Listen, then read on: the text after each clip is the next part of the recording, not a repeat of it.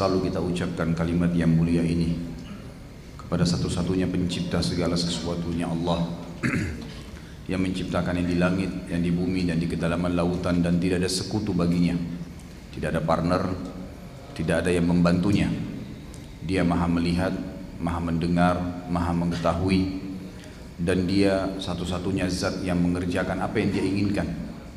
Tidak ada yang bisa menghalanginya untuk itu.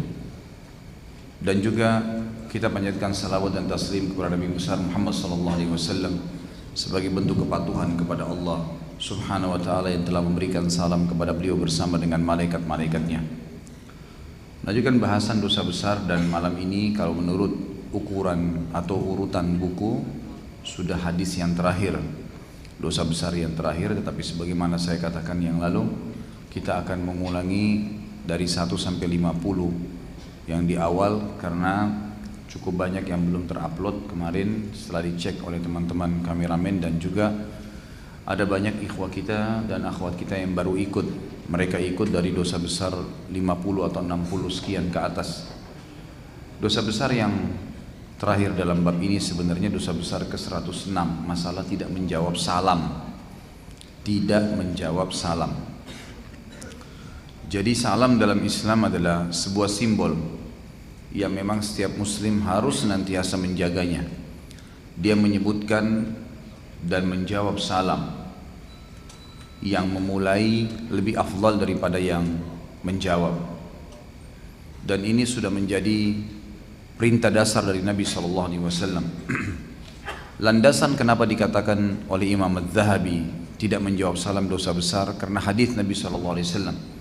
Riwayat Imam Bukhari yang berbunyi hak muslim terhadap muslim ada 6. Yang pertama, bila ia salam dijawab.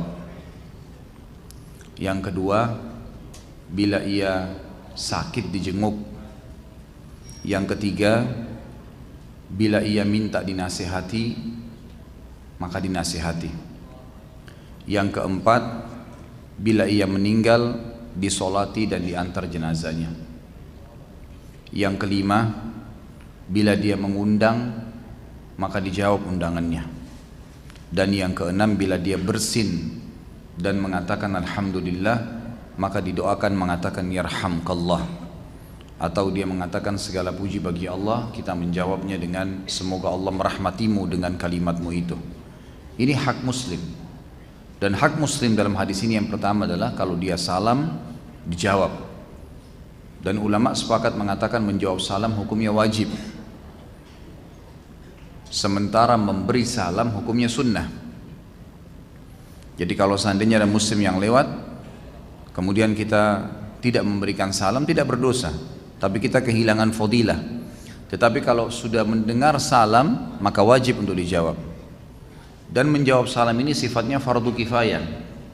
Artinya kalau misal dalam ruangan ini ada yang memberikan salam ke majelis kita, maka yang memberi salam satu orang misalnya, kalau ada satu orang saja yang menjawab dalam majelis ini sudah cukup. Sifatnya fardu kifayah, wajib tapi kifayah. Artinya yang lain gugur kewajibannya. Sama dengan sholat jenazah. Kalau sudah ada yang berdiri mengerjakannya maka yang lain gugur kewajibannya. Salam tentu kita sudah tahu lafadznya Assalamualaikum warahmatullahi wabarakatuh. Dan salam ini artinya Assalamualaikum, keselamatan semoga senantiasa menyertaimu. Dan warahmatullah juga selalu rahmatnya Allah bersamamu. Dan juga wabarakatuh, dan semoga berkah Allah selalu bersamamu. Jadi ini memang doa yang sangat luar biasa. Bagaimana setiap muslim berusaha untuk saling mengucapkan. Juga yang menjawab sama, waalaikumsalam, dan semoga selamatan selalu bersamamu, warahmatullahi, dan semoga rahmat Allah bersamamu, wabarakatuh, dan berkahnya. Rahmat Allah ini maksudnya kasih sayang Allah, dan masuk dalam rahmat adalah terpenuhinya kebutuhan. Wabarakatuh dan berkahnya artinya Allah akan berkahi apapun yang dia kasih. Misal ada orang dikaruniai harta 1 juta rupiah. Kalau Allah berkahi maka 1 juta itu akan sangat bermanfaat.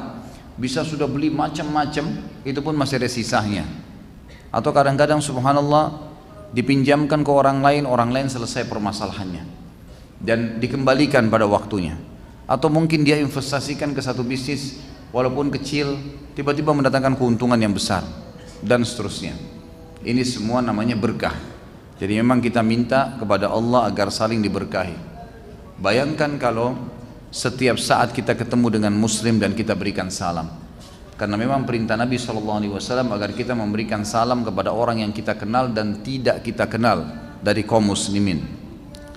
Hadis pertama berhubungan dengan masalah itu adalah hadis riwayat Imam Muslim, di mana Nabi SAW ditanya oleh seorang sahabat, ayyu islamin khair ya Rasulullah, amalan apa dalam Islam yang sifatnya sunnah setelah kewajiban-kewajiban yang Allah bebankan yang besar pahalanya. Maka berkatalah Nabi SAW, tut'imut ta'am wa tusallimu ala man ta'rif wa man lam ta'rif. Engkau memberikan makan kepada orang-orang kaya atau miskin, kita boleh memberikan makan dan pahalanya besar. Serta juga engkau memberikan salam kepada orang yang kau kenal dan kau tidak kenal. Jadi memang di sini kita mendapatkan perintah untuk memberikan salam kepada orang yang kita kenal dan tidak kita kenal. Itu hadis pertama berhubungan dengan masalah perintah salam. Hadis yang kedua adalah diangkat oleh Imam Az-Zahabi dalam buku beliau ini, hadis riwayat Imam Muslim, hadis riwayat Imam Muslim dalam Kitabul Iman.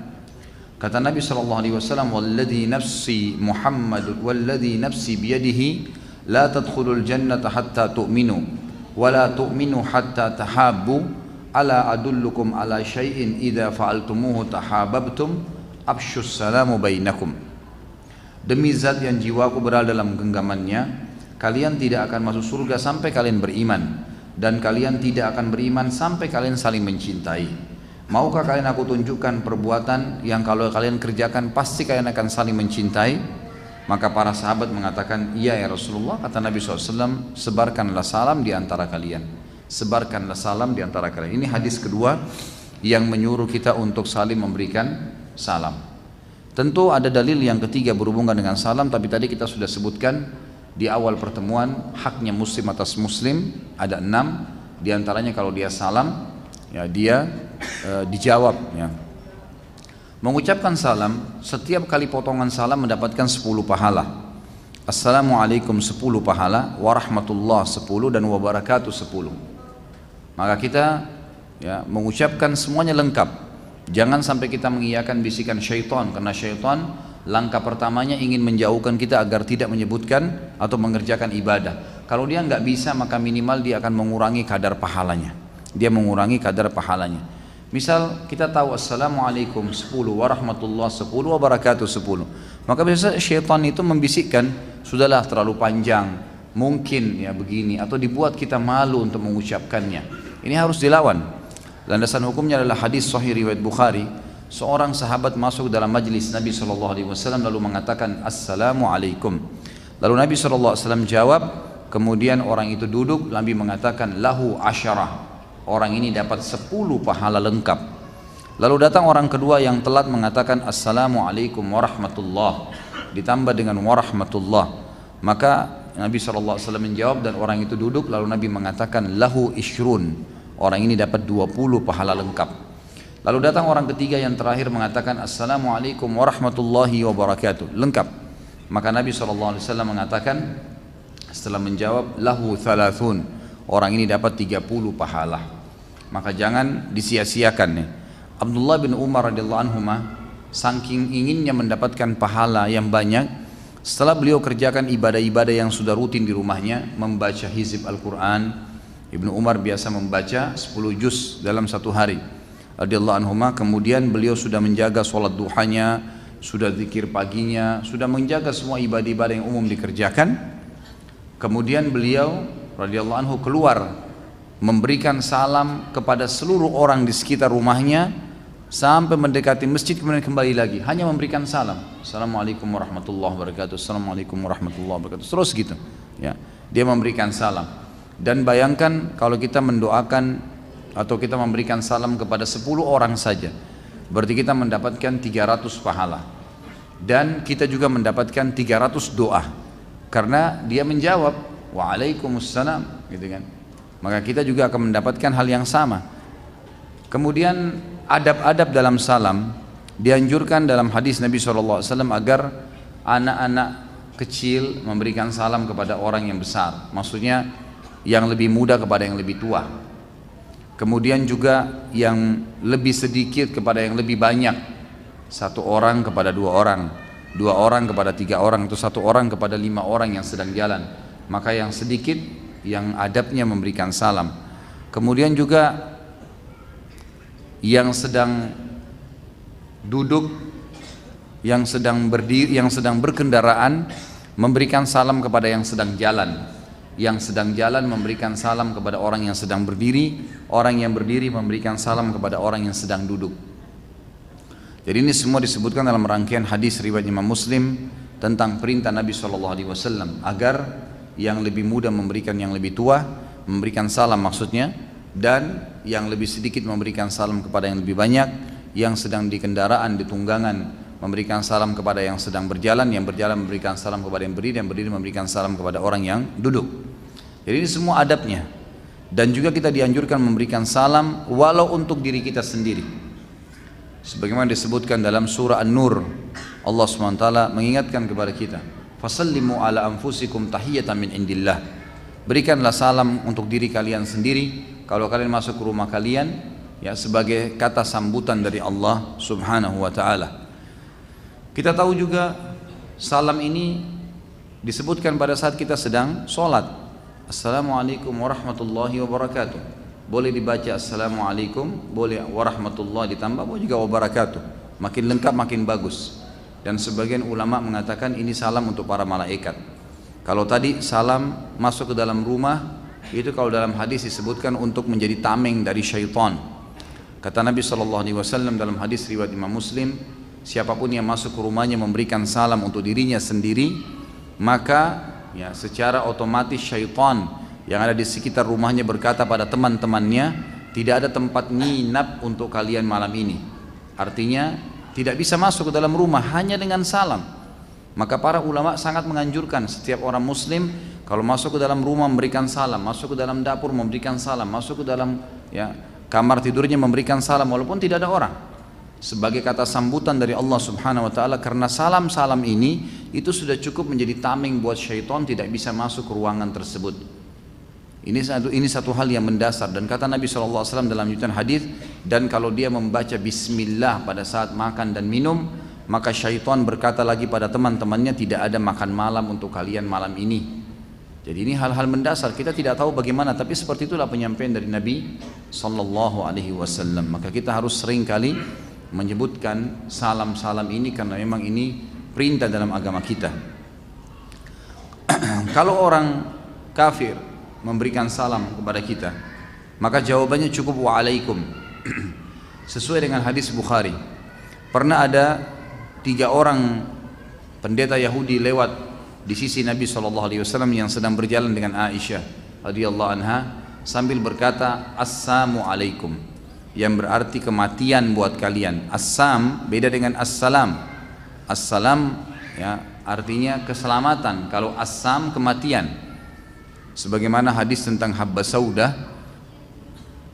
jintan hitam, kata Nabi SAW, dawa'un likulli da'in illa sam. Jintan hitam itu obat untuk semua penyakit kecuali sam. Sam itu kematian. Jadi orang-orang Yahudi ini pikir Nabi SAW tidak dengar. Mereka mengatakan assalamu alaikum. Baru Nabi SAW menjawab wa'alaikum. Wa'alaikum artinya apa? Dan untuk kalian, gitu kan. Aisyah radhiyallahu anha mengira Nabi SAW tidak dengar. Aisyah marah waktu itu. Ada 2 riwayat. Yang pertama mengatakan, ya Rasulullah, tidakkah anda mendengar apa yang mereka katakan? Kata Nabi SAW, tidakkah kau dengar apa yang saya jawab? Dia sudah cukup, tidak usah ribut-ributan. Doa kita kepada Allah diterima. Doa kita kepada Allah untuk mereka diterima. Dan doa mereka kepada Allah untuk kita tidak diterima. Artinya kalau mereka bilang kecelakaan, kematian buat kalian, Allah tidak terima tuh. Orang kafir nggak diterima doanya untuk orang Islam, gitu kan? Tapi kita berdoa untuk mereka diterima sama Allah. Ini riwayat pertama. Riwayat yang kedua, Aisyah segera marah lalu berkata, semoga ya kematian untuk kalian, sambil marah Aisyah radhiyallahu anha. Maka Nabi SAW mengatakan, tenanglah wahai Aisyah, tenanglah, tidak perlu kamu marah-marah begitu. Tidak ada sesuatu yang dihiputi dengan kelemah lembutan kecuali akan menghiasinya, dan tidak ada sesuatu yang diangkat darinya kelemah lembutan kecuali akan merusaknya. Artinya nggak perlu jor-joran seperti itu untuk apa? Ya. Sudah selesai, jawab saja apa adanya, sudah tinggalin. Dan kita sudah jelaskan itu hari pada saat kita menjelaskan perdebatan, tidak usah berdebat, nggak ada gunanya. Kecuali ada titik benarnya yang akan kita dapatkan. Kalau tidak ada, tinggalkan, nggak usah ribut-ribut. Orang Islam itu, orang mukmin dianjurkan untuk tidak bersih tegang, tidak perlu jor-joran, teriak-teriakan, marah-marahan, itu bukan alam kita, itu alamnya orang-orang kafir. Orang Islam kalau aja bertengkar, ya sudahlah, terserah kamu, tinggalin aja. Kalau kita diserang boleh kita menyerang balik. Kalau kita memang diserang, mau dipukul, kita membela diri, itu lain. Tapi ini maksudnya kalau diajak bertengkar, ajak berdebat yang kosong, ngomong-ngomong hal yang kosong, tinggalin aja, nggak perlu. Ya sudahlah, itu terserah kamu itu. Yang penting saya sudah sampaikan kebenaran. Habis itu tinggalkan. Wa idza khatabahumul jahiluna qalu salama. Ciri hamba-hamba Allah yang disayang adalah, kata Allah SWT, ibadur rahman, mereka kalau diajak ngomong oleh orang-orang jahil, mereka mengatakan ya sudahlah, ya tinggalkan saja, salama, terserah kalian itu, gitu kan. Jadi kalau ada orang kafir memberikan salam, kita cukup mengatakan wa'alaikum, tidak perlu ditambah dengan lanjutannya, karena Nabi SAW mencontohkan perbuatan tersebut. Hal ini kadang-kadang kita lupakan gitu, kita tidak sadari. Ternyata salam ini bisa memunculkan rasa cinta di antara kaum muslimin. Bahkan para orientalis barat mengatakan yang kita tidak bisa bendung, dan samarkan serta hilangkan dari muslimin adalah salam di antara mereka. Itu kata orang-orang orientalis yang memang sengaja mempelajari Islam. Karena begitu mereka bertemu, mereka langsung mengucapkan salam, dan pada saat itulah mereka berdoa kepada Allah satu sama yang lain. Pertama bayangkan, minta keselamatan dulu. Kita ketemu, dimanapun ketemu langsung assalamualaikum, berarti keselamatan untuk kalian, gak ada yang ganggu. Juga temannya balas waalaikumsalam, ini jelas keselamatan yang diminta. Warahmatullah artinya kebutuhanmu semua dipenuhi. Wabarakatuh, kebutuhan itu akan diberkahi, cukup selamanya. Doa-doa yang luar biasa, doa-doa yang luar biasa.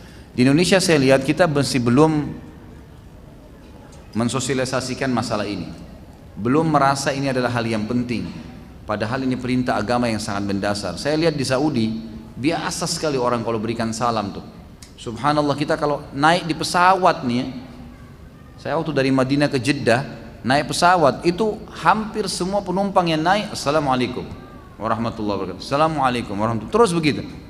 Bayangkan 300 penumpang, kita jawab semua salamnya tuh. Iya, memberikan salam. Jadi orang yang lebih dulu masuk itu memang dia dapat salam terus dari orang-orang yang lewat tuh. Assalamualaikum, assalamualaikum, selalu. Di Saudi itu sudah jadi hal yang biasa. Naik ke bus umum mungkin kayak kita busway, pasti kalau pintu terbuka ada yang naik, assalamualaikum warahmatullahi wabarakatuh. Biar tidak dikenal, pasti salam. Jadi jangan kaget kalau pas lagi interaksi di Saudi melihat, tapi ini tentu kalau orang umroh dan haji ini jarang melihatnya, karena memang ini dalam kehidupan masyarakatnya yang bukan di sekitar Masjid Haram. Sekitar Masjid Haram kebanyakan pendatang, tapi tetap aja gitu kan, sudah jadi hal yang biasa memberikan salam. Naik di lift, ya mungkin kalau umroh itu pas kita lagi di hotel, pasti kalau ada orang naik di lift pasti berikan salam, assalamualaikum warahmatullahi wabarakatuh, gitu kan. Subhanallah, saya coba terapin di Indonesia. Begitu saya naik lift itu hari di PGC, assalamualaikum, orang lihat muka saya semua, ini siapa ini berikan salam gitu. Aneh gitu. Saya juga lihat mereka aneh, ini orang Islam atau bukan gitu, kok menganggap asing dengan salam gitu kan. Tapi kalau di Saudi subhanallah biasa sekali. Ini hal mendasar yang harus kita tahu ya. Jadi harus disebarin salam.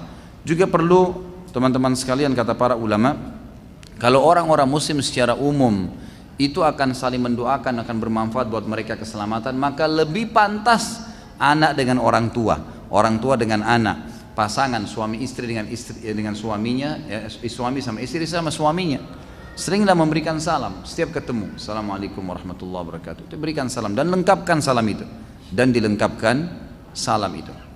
Tinggal ada beberapa hukum yang perlu saya titik beratkan. Khilaf di antara ulama tentang penulisan salam. Bagaimana kalau seseorang menulis salam? Gitu kan? Apakah salam itu ditulis lengkap atau cuma ditulis ringkasan saja. Tentu ulama mengatakan, pendapat pertama yang mengatakan lebih pantas dilengkapkan dan tidak boleh diringkas, gitu kan. Jadi kalau ditulis Assalamualaikum warahmatullahi wabarakatuh, baik di SMS, di WhatsApp, di apalah ya, di email kalau orang mau bertanya, itu umumnya ya. Ini pendapat pertama dan ini yang banyak diangkat oleh teman-teman kita dai di Indonesia. Tapi tradisi saya dalam pengajian secara pribadi, saya tidak pernah mau mengurung umat ini di satu pendapat. Kalau memang ada pendapat yang lain, kita coba angkat dan bukan mustahil, gitu kan? Karena bahayanya teman-teman yang baru nuntut ilmu ini, biasanya kalau mereka tidak tahu ada perselisihan pendapat, pada saat ada umat Islam yang melakukannya, dianggap itu berarti sudah langsung dipatok bid'ah. Ini perbuatan tidak benar nih, salah nih, gitu kan?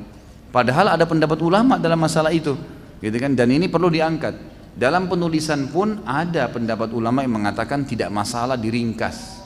Karena memang dalam penulisan bahasa Arab itu ada ringkasan, ya, ada digunakan istilah seperti misalnya nama-nama dalam ilmu hadis itu, nama-nama ulama hadis seperti Imam Bukhari, itu ada istilah mereka itu. Biasa ditulis cuma kha, jadi kan? Kalau Imam Muslim cuma mim. Kemudian Imam Nasai cuma nun, Ibnu Majah jim dan ha, gitu kan. Kemudian Imam Tirmidzi ta, ya. Kemudian ada Imam Malik, ya. Ini Imam Malik kalau nggak salah ta, ya. Saya lupa, nggak ingat lagi sekarang. Tapi seperti itulah nama-nama ini ada yang diringkas.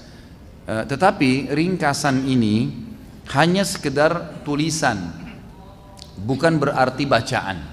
Misal gini, ada orang menulis di SMS ASWRWB, Assalamualaikum warahmatullahi wabarakatuh. Bolehkah itu?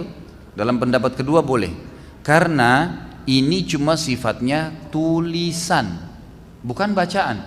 Masa kalau saya kirimkan kepada anda ASWRWB ini langsung anda baca ASWRWB? Hah? Bacanya apa kira-kira? Assalamualaikum warahmatullahi wabarakatuh, pastilah, gitu kan? Nggak mungkin. Saya pun pada saat nulis saya pasti bilang Assalamualaikum warahmatullahi wabarakatuh, cuman ringkasan tulisan. Ini biasanya memang digunakan dalam metode bahasa Arab, tetapi sifatnya hanya tulisan karena bacaan tidak akan berpengaruh ke situ. Biasa juga ada penulisan sebagian ulama tentang nama Nabi Muhammad SAW. Biasanya SAW itu dalam tulisan bahasa Arab diringkas menjadi sal'am, sod, lam, ain, mim. Jadi ada beberapa penulisan, metode penulisan bahasa Arab yang pakai ini. Tentu ulama-ulama pendapat pertama melarang, nggak boleh, gitu kan? Karena ini meringkasnya. Karena mereka menangkap meringkas ini tulisan dan bacaan. Artinya khawatirnya orang baca juga dengan itu, gitu kan? Padahal sebenarnya ulama pendapat kedua mengatakan tidak. Ya. Ini cuma tulisan, secara bacaan tidak mungkin. Tidak mungkin orang tulis misalnya An-Nabiyyu Sad Lam Ain Mim, orang baca Sal'am, nggak mungkin. Tapi orang pasti baca Sallallahu Alaihi Wasallam. Cuma meringkas saja, gitu kan? Cuman meringkas. Jadi di sini kalau kita mempertemukan dua pendapat, ya insya Allah dua-duanya baik, ya dua-duanya baik. Cuma tidak boleh saling menyalahkan. Karena di sini jangan sampai kita memvonis bahwasanya berkah daripada doa itu hilang kalau ditulis seperti itu. Itu dari mana dalilnya? Karena memang orang tidak mungkin baca seperti tertulis letter-letter itu, khusus masalah salam seperti ini pasti secara akal. Coba kan tadi saya bilang, kalau ada orang menulis AESS saja misalnya, maka itu tetap aja orang baca Assalamualaikum yang bacanya, gitu kan? Seperti itulah. Tapi kalau anda mau lebih baik, ya saran saya tulis lengkap. Lebih baik ditulis lengkap, nggak ada masalah. Insya Allah semua ada pahalanya. Insya Allah semua ada pahalanya. Jadi memang salam ini satu hal yang harus dijaga, diamalkan, ya. Kemudian juga dihidupkan satu sama yang lain, karena ini doa yang sangat penting, termasuk antara suami istri. Seringlah memberikan salam kepada anak-anak sehingga anak-anak juga tahu. Saya saking seringnya mengucapkan salam pada anak saya yang 2 tahun kalau ketemu saya langsung Assalamualaikum, sudah langsung, dia udah tahu gitu. Karena saya begitu ketemu pasti saya ucapkan salam ke dia. Jadi sudah ada doa yang kita saling mengucapkan dari semenjak kita masih kecil. Sebagian ulama menghubungkan juga dengan hukum-hukum lain. Salam ini juga memang akan terus menjadi perilaku orang-orang yang beriman, baik di dunia maupun di akhirat. Banyak ayat Al-Quran mengatakan para malaikat akan mengatakan salamun alaikum, ya. Jadi keselamatan buat kalian. Kata sebagian ulama tafsir, Ini salam yang diucapkan para malaikat adalah salam yang dikatakan dibaca di dunia. Salam yang dibaca di dunia. Ini akan dibawa juga ke sana gitu. Sebagian ulama mengatakan salam ini juga Allah SWT ajarkan dari langit dengan tujuan salam ini akan digunakan untuk keselamatan orang beriman dan juga di akhirat nantinya. Ini juga akan diberikan di akhirat. Para malaikat pada saat mengunjungi nabi-nabi mereka membiasakan salam. Mereka membiasakan salam. Jadi banyak sekali ya manfaat-manfaat yang memang kita bisa dapatkan dari salam ini. Oleh karena itu jangan berhenti dan jangan sampai kita tidak memberikan salam. Ini kata kunci juga untuk kita saling mencintai satu sama yang lainnya. Misal saya kasih contoh, kalau ada tetangga kita lewat, kita lewatin depan rumah lalu kita memberikan salam. Assalamualaikum warahmatullahi wabarakatuh. Kemudian mungkin dia awalnya kaget melihat kita gitu kan, aneh. Mungkin kita belum dikenal. Tapi minimal pasti dia jawab salam sampai kita sambut dengan senyum. Hari kedua kita berikan salam, dia sudah mulai tidak asing. Hari ketiga, hari keempat, mungkin seminggu. Saya yakin seminggu kemudian pada saat kita lewat lupa berikan salam, dia akan memberikan salam kepada kita. Jadi akan menyatukan umat Islam satu sama yang lain. Jadi salam ini sangat besar sekali manfaatnya, selain perintah dari Allah, hak seorang muslim, pahala yang besar dijanjikan dan seterusnya. Jadi Imam Adz-Dzahabi masukkan dosa besar orang yang tidak menjawab salam ini masuk dalam kategori dosa besar yang 106 ini, karena memang menurut beliau haknya muslim itu kewajiban, sementara memberikan salam hukumnya sunnah. Baik, sambil mengisi waktu saya akan baca beberapa pertanyaan yang belum dijawab pekan yang lalu. Ustaz, saya ditawarkan menjadi ketua ERT, cuma saya dapat info dari warga ada kostan yang isinya wanita nakal, kos-kosan kali ya, yang isinya wanita nakal. Pertanyaannya, apakah saya ambil posisi tersebut karena saya takut pertanggungjawabannya nanti di akhirat. Saya sudah pernah menyampaikan di penutupan, kalau tidak salah yang lalu atau sebelum yang lalu, agar seluruh ikhwah dan akhwat, seluruh ikhwah bukan akhwat, seluruh ikhwah saya sarankan bila memiliki kesempatan untuk menjabat, menjabatlah, tapi dengan cara-cara yang benar, gitu kan? RT, RW, lurah, camat, ya, selanjutnya ke atas lah, ya. Sudah kemudian itu masuk ke bupati, wali kota, gubernur. Saya selalu sarankan silahkan, gitu kan? Malah saya mendukung ikhwah-ikhwah yang sudah faham sunnah untuk masuk, tapi dengan cara syar'i, bukan dengan cara ikut-ikutan pada hal-hal yang haram. Misal, Anda tiba-tiba disorotin oleh orang-orang sekitar kita untuk jadi RT. Bapak ini aja jadi RT, kita taunya orangnya bijaksana misalnya, gitu kan? Silahkan. Belum saatnya kasih pertanyaan. Nanti habis Isya. Ini pertanyaan yang lama nih. Masih banyak. Ditahan dulu, akhi. Jadi saya sarankan mengambil jabatan itu ya. Jangan ditinggalkan. Karena maslahatnya besar. Kecuali kalau kita ikut-ikutan, jor-joran pakai sogok dan segala ini jangan, nggak boleh, haram dalam agama, nggak perlu. Tapi kalau kita ditawarin menjadi kandidat dan memang kita tahu kita bisa layak untuk itu, kenapa tidak? Nggak ada masalah. Saya menanyakan kepada beberapa ulama di Saudi, mereka mengatakan kalau seandainya kau dicalonkan Khalid, silahkan. Tapi jangan kamu yang ribut-ributan untuk ikut-ikutan di situ sehingga terjadilah hal-hal yang tidak diinginkan. Dari kampanye-kampanye yang haram, dari hal-hal yang baru maksiat kepada Allah, sogok menyogok, tampilnya wanita yang akhirnya ikut-ikutan dan seterusnya, ini semua hal yang tidak boleh. Tapi kalau tidak, misal memang disorotin, ada salah satu ibu pengajian mengatakan kepada saya, suami saya diangkat jadi RT Ustaz, gitu kan. Lalu pas baru jadi RT, kemudian ada acara 17-an. Ini bagaimana Ustaz? Mengemas acaranya, gitu kan. Saya bilang, kemas secara syar'i. Jangan lagi ada acara, maaf, ini saya bukan merendahkan, jangan lagi lomba kelereng, makan kerupuk. Apa manfaatnya makan kerupuk, gitu kan? Kalau mau makan kerupuk normal, beli makan enak, diikat tangan. Ini makan kerupuk setengah mati nggak bisa, apa manfaatnya? Bukan prestasi, nggak ada sesuatu yang ilmiah di situ, nggak ada pahala di situ, ya. Dan tidak ada sesuatu yang bermanfaat. Coba lomba cerdas cermat lah, sesuatu yang bermanfaat. Itu saya melihat. Lomba kelereng itu untuk apa gitu ya. Subhanallah, coba cari hal-hal yang lebih bermanfaat lah, banyak hal gitu kan. Banyak hal yang bisa kita lakukan yang mudah-mudahan lebih bermanfaat. Mungkin kalau ada ikhwah-ikhwah yang sudah paham sunnah bisa mengadakan, kalau mayoritas muslim bisa mengadakan lomba hafalan Quran juz amma, mungkin lomba masak buat ibu-ibu saja dengan ibu-ibunya, mungkin bisa saja pembersihan lokasi dan banyak hal-hal yang positif yang bisa dilakukan lah. Dan mungkin lebih besar lagi, gongnya dakwah itu akan besar karena selama ini saya lihat dakwah sunnah ini hanya meratap di bawah gitu kan, dan tidak menjabat. Jadi pejabat-pejabat ini banyak yang belum tahu apa itu dakwah sunnah. Sayang sekali mereka tidak paham. Kalau mereka paham pasti mereka akan dukung gitu kan. Ini hal-hal mendasar yang mesti diketahui. Mudah-mudahan ini bermanfaat insyaallah. Apa yang dimaksud dengan Murji'ah, Mu'tazilah atau sekte-sekte yang lain? Bagaimana bisa ada berbagai sekte tersebut dan bagaimana agar kita terhindar dari pemikiran dari sekte tersebut? Ini istilah-istilah ya, istilah-istilah. Murji'ah ini istilah kurang lebih yang dipakai kalau orang-orang yang mentakwilkan nama-nama dan sifat-sifat Allah lah, gitu kan. Lebih biasa dikatakan Murji'ah itu seperti orang yang menyebutkan atau menggambarkan kalau Allah punya fisik berarti fisiknya begini dan begitu. Itu kurang lebih istilahnya. Kalau Mu'tazilah orang yang menolak sama sekali, tidak ada yang diterima nama-nama dan sifat-sifat Allah. Dan bagi kelompok Mu'tazilah ini mereka menganggap pelaku dosa besar masuk neraka kekal. Jadi kalau orang pernah berzina, bagi faham Mu'tazilah ini kekal di neraka walaupun sudah taubat. Ini sekte-sekte yang lahir memang di tengah-tengah umat Islam yang pemahamannya ngawur ya.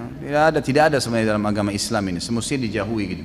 Karena kita sudah tahu dalam nama-nama dan sifat-sifat Allah, kita harusnya mengimani semua apa yang Allah Azza wa Jalla sebutkan tentang dirinya dalam kitabnya, juga disampaikan oleh Rasulnya Muhammad SAW, tanpa ada pengalian makna, tanpa ada penyerupaan, tanpa ada penolakan gitu kan, dan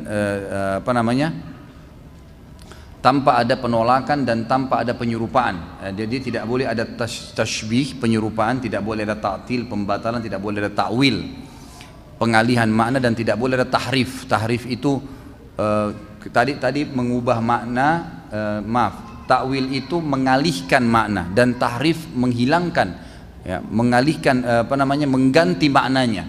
Jadi contoh ta'wil itu tangan, Allah punya tangan, dikatakan Allah bukan punya tangan, itu namanya ditakwilkan.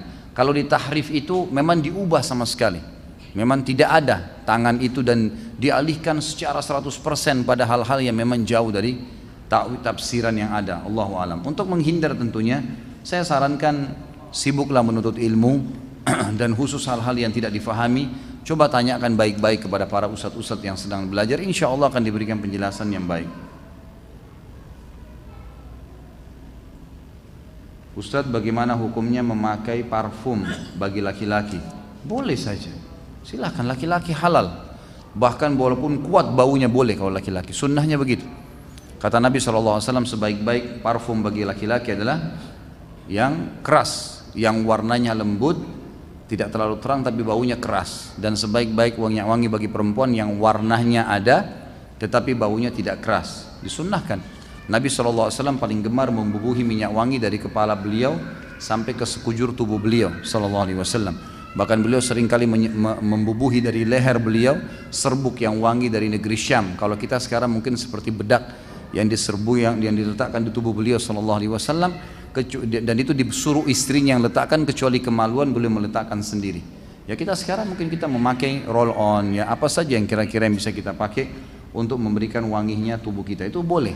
Dan ingat, beda pahalanya antara orang yang menjaga tubuh yang Allah amanahkan ini dengan kebersihannya, kerapiannya. Kita kan tahu dalam Islam ada memotong kuku, ada memotong kumis gitu kan, ada menyikat gigi, khitan, kan itu, mencukur bulu ketiak, mencukur bulu kemaluan, ada kerapian. Kita ada mandi wajib, mandi Jumat, mandi junub, mandi haid, mandi nifas. Kita ada hal-hal, ada wudu ya, pensucian diri, baju ya, kita dianjurkan untuk membersihkan dari najis. Dalam Islam memang bersih, dan dikatakan innallaha jamilun yuhibbul jamal, Allah itu bersih, rapi, suci, dan suka juga kebersihan, kerapian dan kesucian ya. Jadi boleh, silakan Anda pakai. Ustaz, bagaimana cara meyakinkan sahabat saya bahwa merayakan ulang tahun itu haram, dan cara meyakinkan dia agar tidak isbal, karena menurut dia Islam tidak mengajarkan untuk cupu. Apa cupu itu? Hah? Curut. Allahu a'lam. Istilahnya Hasan nih. Baik. Masalah ulang tahun. Kita tidak ada namanya istilah ulang tahun dalam Islam. Kalau ada pun ulang detik. Ya, kita per detiknya mengulangi hidup kita. Dari mana ulang tahun ini? Ini kebiasaan orang non muslim. Untuk apa? Gitu kan? Apa manfaatnya buat kita? Ini kita sudah terlalu dari kecil sudah terlalu dibiasakan sebenarnya. Tapi itu tidak ada urusannya dalam agama. Ulang tahun itu bagi orang-orang non muslim, mereka merayakan, mereka pesta, mereka bahkan larinya ke masalah seks bebas, minuman keras dan seterusnya lah, macam-macam yang mereka lakukan dengan ulang tahun itu. Ada yang memberikan hadiah ini, hadiah itu. Ini semua tidak ada dalam Islam. Kita disuruh memberikan hadiah tanpa urusan dengan tahun itu. Ya, para ulama salaf bahkan mereka khawatir, ya, kalau umur mereka berlanjut sementara mereka tidak ada dalam kesolehan, ya. Dan memang mereka tahu bahwasanya mereka bisa meninggal seketika. Tanya begini, kalau saya tidak ulang tahun kenapa? Kalau tidak buat acara, kenapa kira-kira? Hah? Matanya rusak satu, tangannya putus, nggak ada apa-apa gitu. Dan ini masalahnya menyerupai orang-orang Nasrani. Kata Nabi SAW dalam hadis sahih, man tasyabaha biqaumin fahuwa minhum. Siapa yang menyerupai satu kaum maka dia akan seperti mereka. Kalau masalah isbal sudah panjang lebar saya jelaskan ya.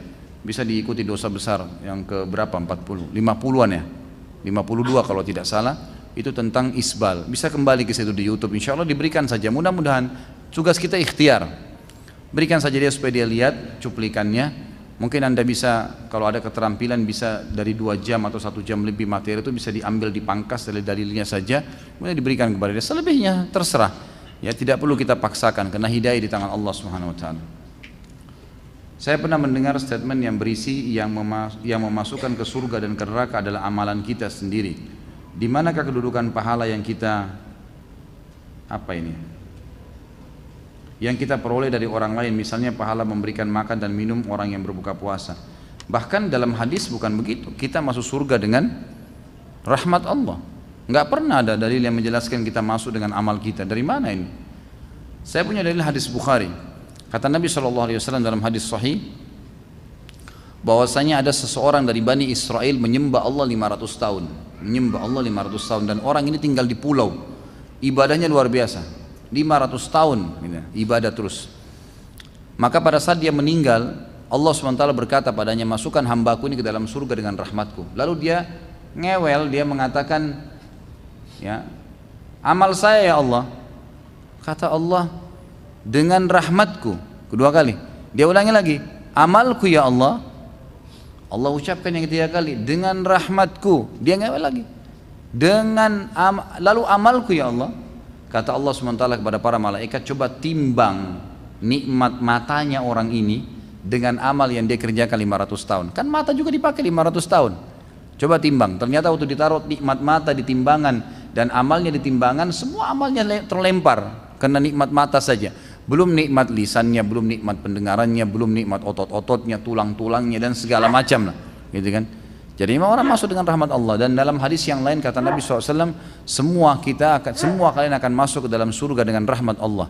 Maka kata Nabi, kata para sahabat, ya Rasulullah, Anda juga? Kata Nabi SAW, saya juga akan masuk dengan rahmat Allah SWT. Jadi memang tidak ada dengan amal kita sendiri.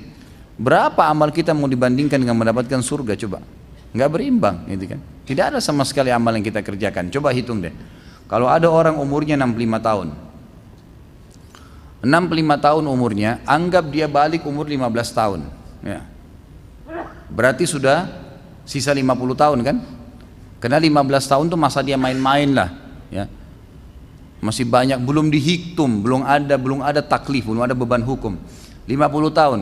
Baik, 50 tahun ini ada, kalau dia tidur sehari 8 jam, 8 jam sehari dia tidur, itu kalau tidak salah saya pernah hitung, dikali 65 tahun terus dibagi jumlah harinya, itu keluar kalau nggak salah sekitar 20 tahun.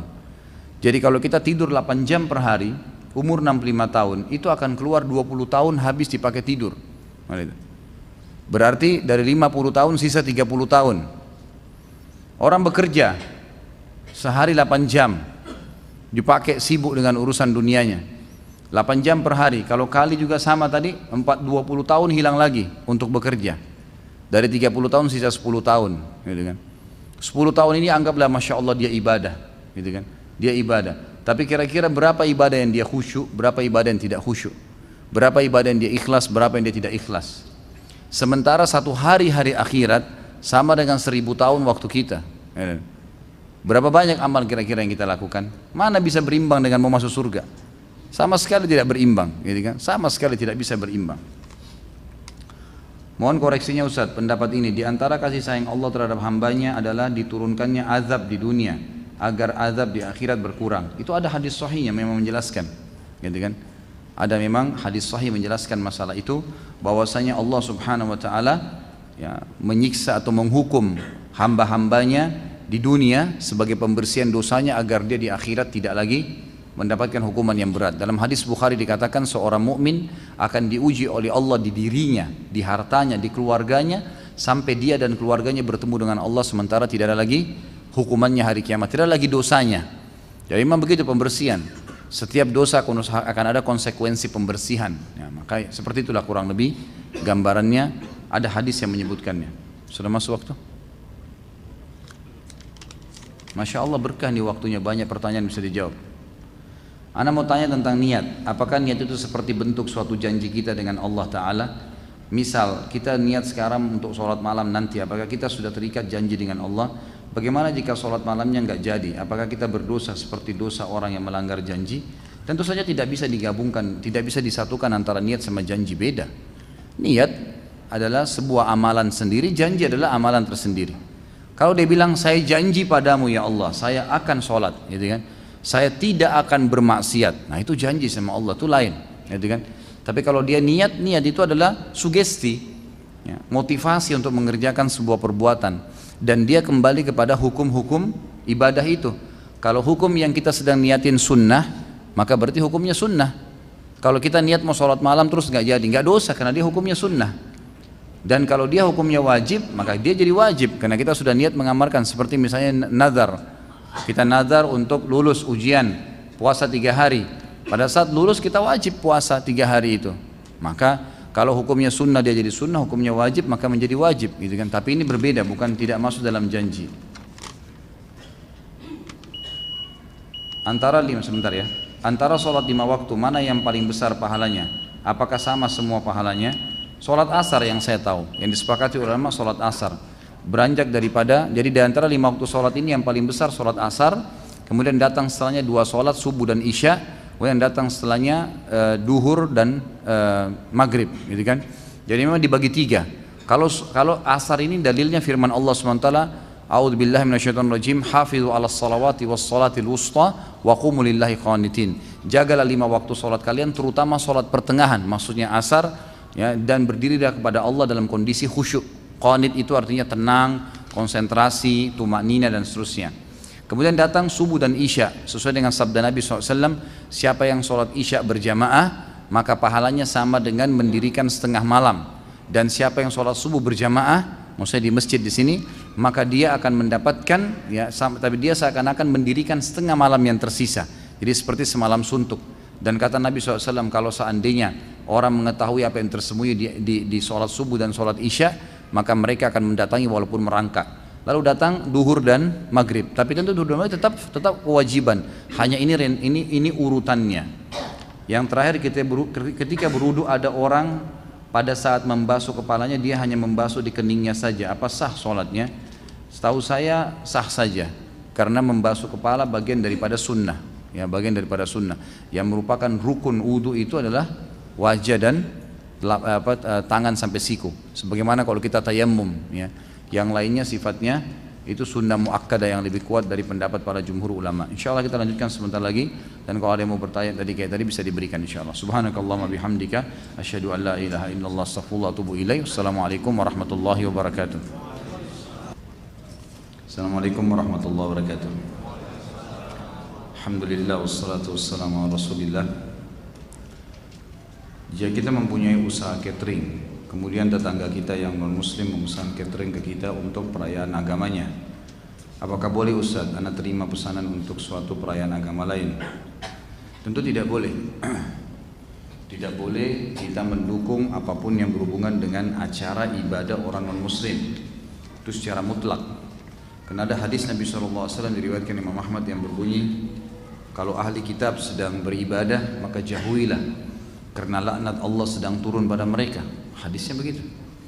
Jadi memang kita dianjurkan untuk menjauhi tempat ibadahnya, acara-acaranya, dan tidak boleh terlibat dalam apapun yang berhubungan dengan dukungannya, baik makanannya, minumannya, sumbangan duit untuk pembangunan tempat ibadahnya, semua tidak dibolehkan.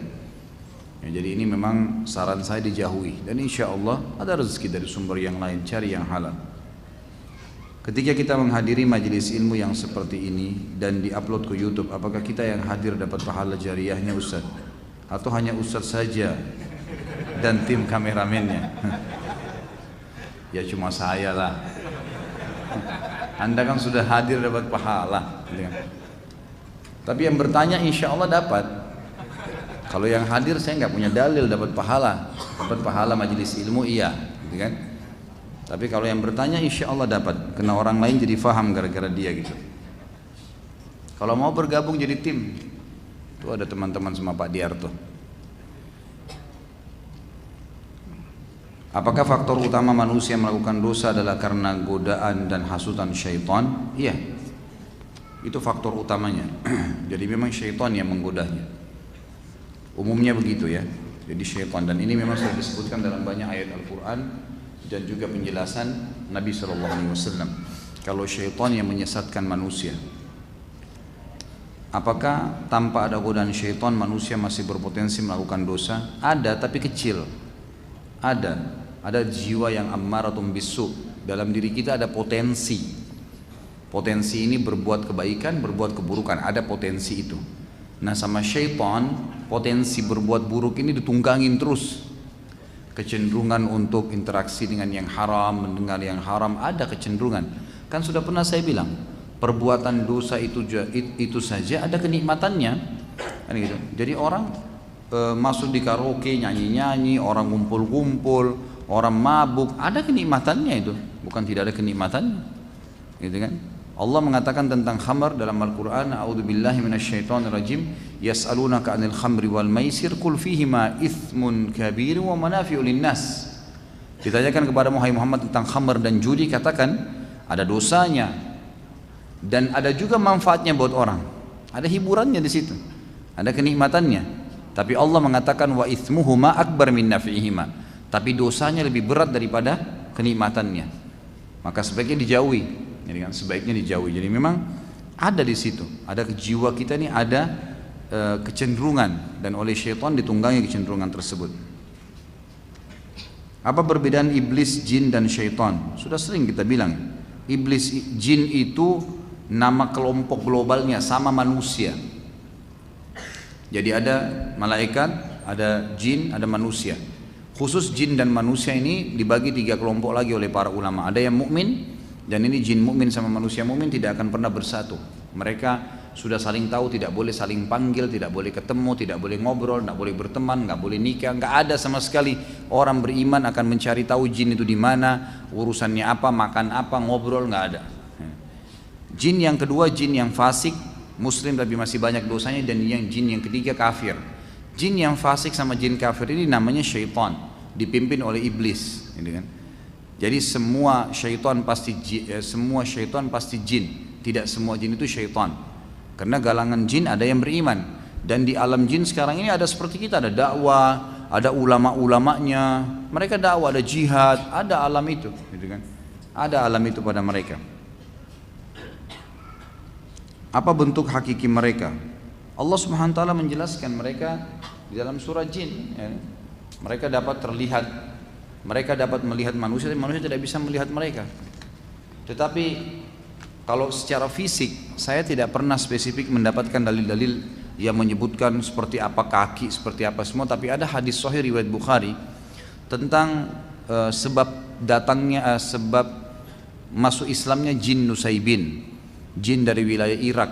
Waktu itu datang mendengarkan dari Nabi SAW ayat-ayat Al-Quran.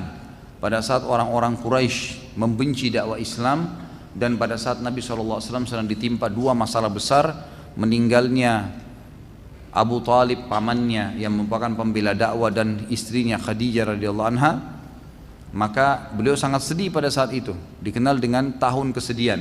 Allah SWT pada saat itu menghibur nabinya Muhammad SAW dengan dua kejadian besar. Masuk Islamnya jin Nusaybin dengan kejadian Isra dan Mi'raj. Dan ini bisa dilihat kembali ke materi sirah yang sudah saya sampaikan di YouTube, tentunya ada. Saya juga tidak ingat episode yang keberapa, tapi yang jelas insya Allah ada masalah masuk Islamnya jin Nusaybin. Nah, jin-jin ini datang kemudian mereka mendengarkan ayat-ayat yang dibaca oleh Nabi SAW. Kata Ibnu Mas'ud radhiyallahu anhu, saya satu hari pernah jalan bersama Nabi SAW, kemudian saya melihat Nabi SAW menggaris tanah dengan tongkatnya dan berkata kepadaku, jangan lewatin garis ini. Lalu aku pun melihat Nabi SAW jalan terus sampai di kejauhan. Lalu kemudian aku melihat Nabi SAW membaca Al-Quran dengan suara keras.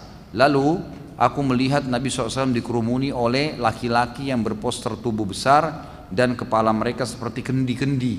Begitu kata Ibnu Mas'ud radhiyallahu anhu, menceritakan tentang jin-jin yang datang yang mengurumuni Nabi SAW. Saya pun segera ingin membantunya, tetapi Nabi SAW memberikan isyarat dari jauh untuk tidak mendekat, untuk tidak ikut campur gitu. Maka saya melihat Nabi SAW mengatur mereka dengan tongkatnya, lalu memperdengarkan kepada mereka ayat-ayat Al-Quran, lalu mereka pun bubar setelah itu. Tentu ini ada bahasa sendiri, Anda bisa kembali kepada surah jin yang menjelaskan masalah itu. Saya baru mengenal sunnah dari teman saya, tapi saya masih sedikit ragu tentang sunnah. Tolong berikan penjelasan tentang sunnah agar saya tidak ragu. Sunnah istilah yang diambil dari perilaku, perkataan, perbuatan dan juga persetujuan dari Nabi SAW dan juga para sahabat. Ini namanya sunnah. Jadi ada perbedaan antara sunnah dengan hadis. Kalau hadis itu khusus perkataan, perbuatan, persetujuan Nabi SAW. Tapi kalau sunnah lebih global, perkataan, perbuatan, persetujuan Nabi SAW dan para sahabat, gitu kan? Jadi sahabat pun perilakunya disebutkan sebagai sunnah, Dan ini sesuai dengan hadis Nabi SAW, hadis Irbad yang masyhur, alaikum bisunnati wa sunnatul khulafa rasyidin mahdin min ba'di. Berpegang teguhlah pada sunnahku dan sunnah khulafa rasyidin setelahku. Jadi sunnah Abu Bakar, Umar, Uthman dan Ali radhiyallahu anhum disebutkan juga dengan sunnah, gitu kan? Nah, di sini siapapun yang mengikuti Nabi SAW dan para sahabat dikatakan orang yang mengikuti sunnah, Dan umumnya kalau mereka rame-rame dikatakan ahlus sunnah wal jamaah, gitu kan? Artinya orang yang mengikuti sunnah Nabi dan mereka bersatu di situ. Mereka bersatu, itu namanya kelompok ahli sunnah wal jamaah yang mengikuti sunnah Nabi SAW. Jadi ini makna daripada sunnah itu sendiri. Jadi orang-orang yang mengikuti sunnah maka dikatakan ahli sunnah.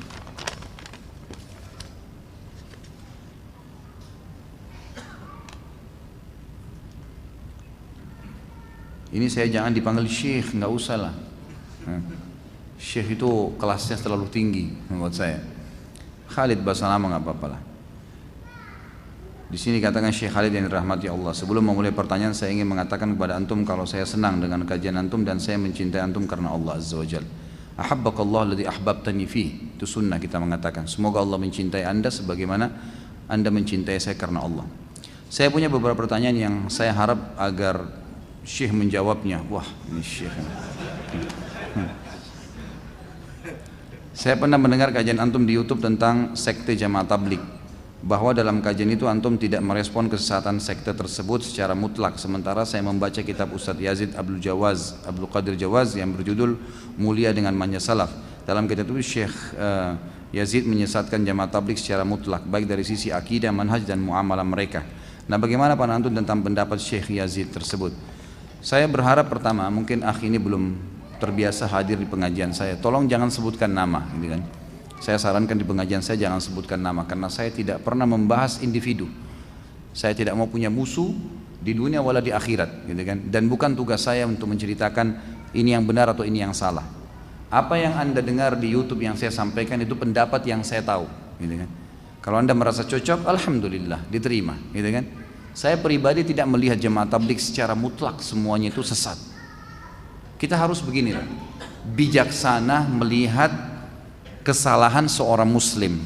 Bijaksana melihat kesalahan seorang muslim. Bayangkan kalau setiap orang yang bertolak belakang dengan pendapat kita, kita sesatkan. Coba bayangkan.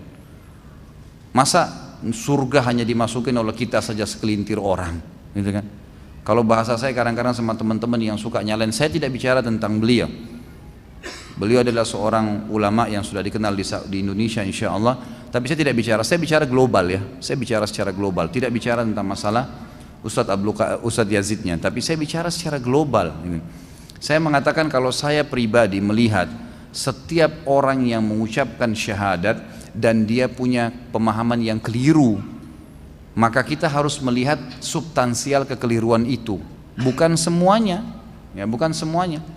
Misal gini, bukankah hukum Allah yang pernah saya jelaskan? Jangan ditambah lagi nih, ya cukup. Ya. Ini luar biasa nih, saya sudah bingung jawabnya nih, masya Allah.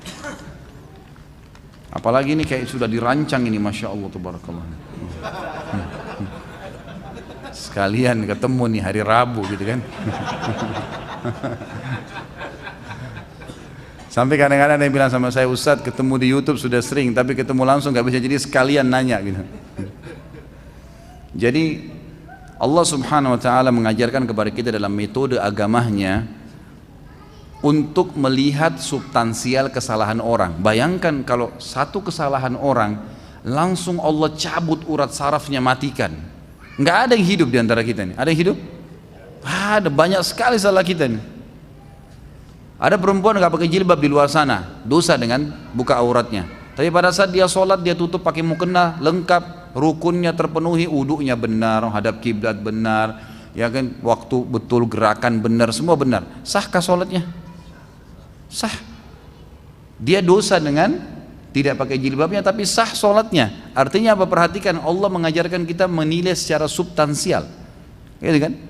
Kalau ada kesalahan seseorang, pasangan suami istri salah, kata Nabi SAW, tidak layak, tidak semestinya seorang mukmin laki-laki membenci istrinya semuanya.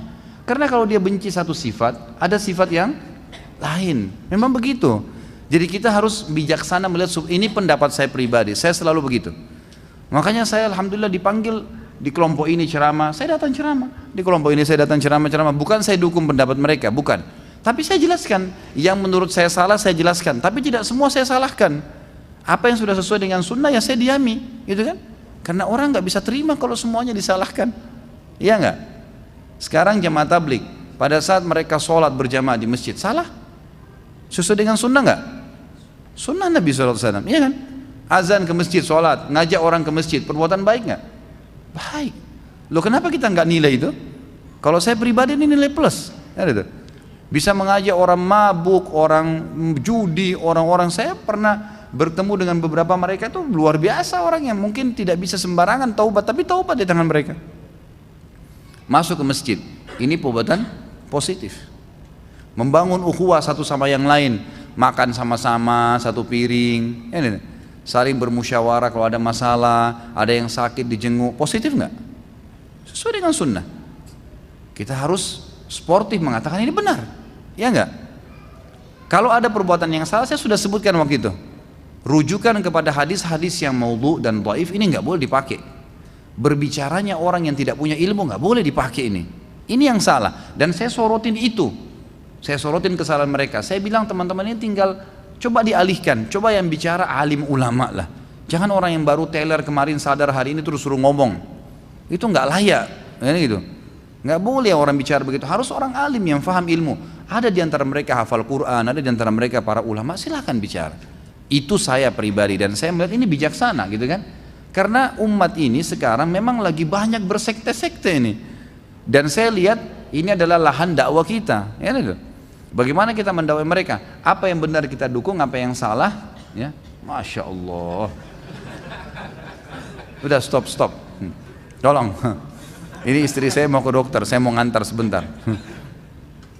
Jadi kita coba lebih sportif melihat ini, ya. Lebih kolindon, lebih kita memiliki pikiran yang lebih jauh luas ke depan, ya kan? Bisa menangkap dakwah supaya dakwah sunnah ini memang bisa diterima oleh semua orang, gitu. Kalau setiap orang sesat, kamu di neraka, dia ini siapa ini orang, masa semuanya saya salah, gitu kan? Kan tidak mungkin, orang ada baiknya. Yang baik kita dukung, yang salah kita luruskan. Insya Allah orang bisa terima tuh. Kalau saya pribadi, maka saya tidak tahu kalau beliau memukul rata semuanya itu Allah, hak beliau, terserah saja, itu kan dia, gitu kan. Kalau saya pribadi nggak melihat itu, saya pribadi dan sebatas ilmu saya tentunya. Bagaimana hukum memberi nama anak dengan nama-nama malaikat seperti Jibril, Mikail, Israfil, Ridwan dan seterusnya, Zabaniyah dan yang lainnya sebagai bentuk kecintaan kita kepada para malaikat, sebagaimana kita menamai anak kita dengan nama para sahabat. Barakallahu fiik wa fika barakallah. Jadi tidak yang saya tahu ada hadis melarang kita tidak boleh memberikan nama dengan nama malaikat. Nabi SAW melarang untuk memberikan nama dengan nama malaikat, jadi sebaiknya dijauhi. Ulama sepakat nama yang paling afdal adalah nama yang disebutkan penghambaannya kepada Allah, dimulai dari Abdullah dan Abdurrahman, karena kata Nabi SAW, ahabbul asma ilallahi Abdullah dan Abdurrahman, dua nama ini. Kemudian semua nama-nama yang diikuti dengan Abdul Ghafur, Abdul Tawwab dan seterusnya, nama-nama Allah. Setelahnya datang nama para nabi-nabi dari Adam sampai Muhammad alaihi wassalatu wassalam. Adam, Yunus, Saleh, Shu'aib, Hud, Ibrahim, Yusuf, semuanya kita boleh pilih. Kemudian nama para sahabat banyak sekali, itu kan, bisa kita pilih nama-nama mereka, itu jauh lebih baik. Jadi bentuk kecintaan pada malaikat adalah dengan cara mengimani keberadaan mereka dan menghormati apa yang disuruh hormati dalam agama. Seperti misalnya hadis Nabi SAW, malulah kalian pada malaikat yang tidak berpisah dengan kalian, gitu kan, kecuali kalian sedang di WC atau sedang berhubungan biologis. Jadi memang kita disuruh hormatin. Lalu dalam hadis lain kata Nabi SAW, malaikat terganggu apa yang mengganggu manusia dari bau busuk dan seterusnya, itu malaikat tidak suka, pemandangan-pemandangan yang tidak nyaman. Jadi kita lakukan yang ada dalilnya, tapi yang memberikan nama Allah alam setahu saya sebaiknya jangan. Saya pernah mendengar kalau perhiasan ahli neraka itu dari besi. Nah, bagaimana hukum memakai cincin akik yang terbuat dari besi putih dan semisalnya? Saya tidak pernah tahu kalau ahli neraka ada perhiasannya.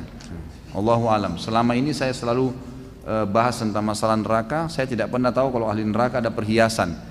Yang saya tahu malah mereka penuh dengan azab, gitu kan, azab. Dan yang ada itu dalam hadis disebutkan harta yang mereka tidak keluarkan atau harta haram atau harta yang tidak dizakatkan itu akan berubah menjadi timah panas yang akan ditempelkan, disetrikakan di tubuh mereka, itu ada. Tapi kalau perhiasan seperti kasus cincin, gelang, ini saya tidak melihat ahli neraka ada memiliki itu. Allahu alam ya, mungkin sebatas ilmu saya. Jadi yang saya tahu tidak ada itu. Dan kalau laki-laki menggunakan perhiasan dari perak dibolehkan. Ya, Nabi SAW berkata dalam hadis Bukhari kepada seorang sahabat yang ingin menikahi seorang sahabiat yang sedang ada menawarkan diri kepada Nabi SAW, kata Nabi, iltamis walau khataman min hadid, coba kau pulang cari walaupun cuma cincin perak. Yang saya tahu perak dibolehkan, tapi kalau emas tidak boleh bagi laki-laki, gitu kan. Allahu a'lam, ini yang saya tahu.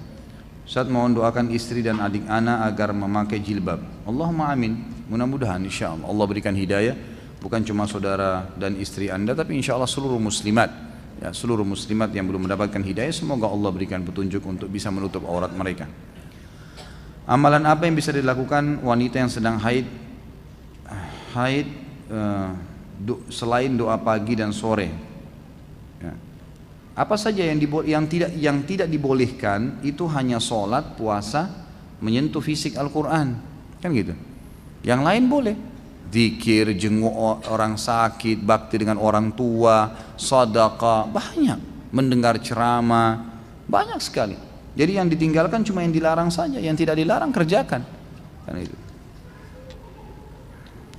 Apa hukumnya mendengarkan puisi? Kalau misalnya sesuatu yang positif, baik-baik saja isinya, puisi kan bisa juga dikatakan syair ya, itu boleh-boleh saja. Nabi SAW punya seorang penyair namanya Hassan ibn Thabit radhiyallahu anhu.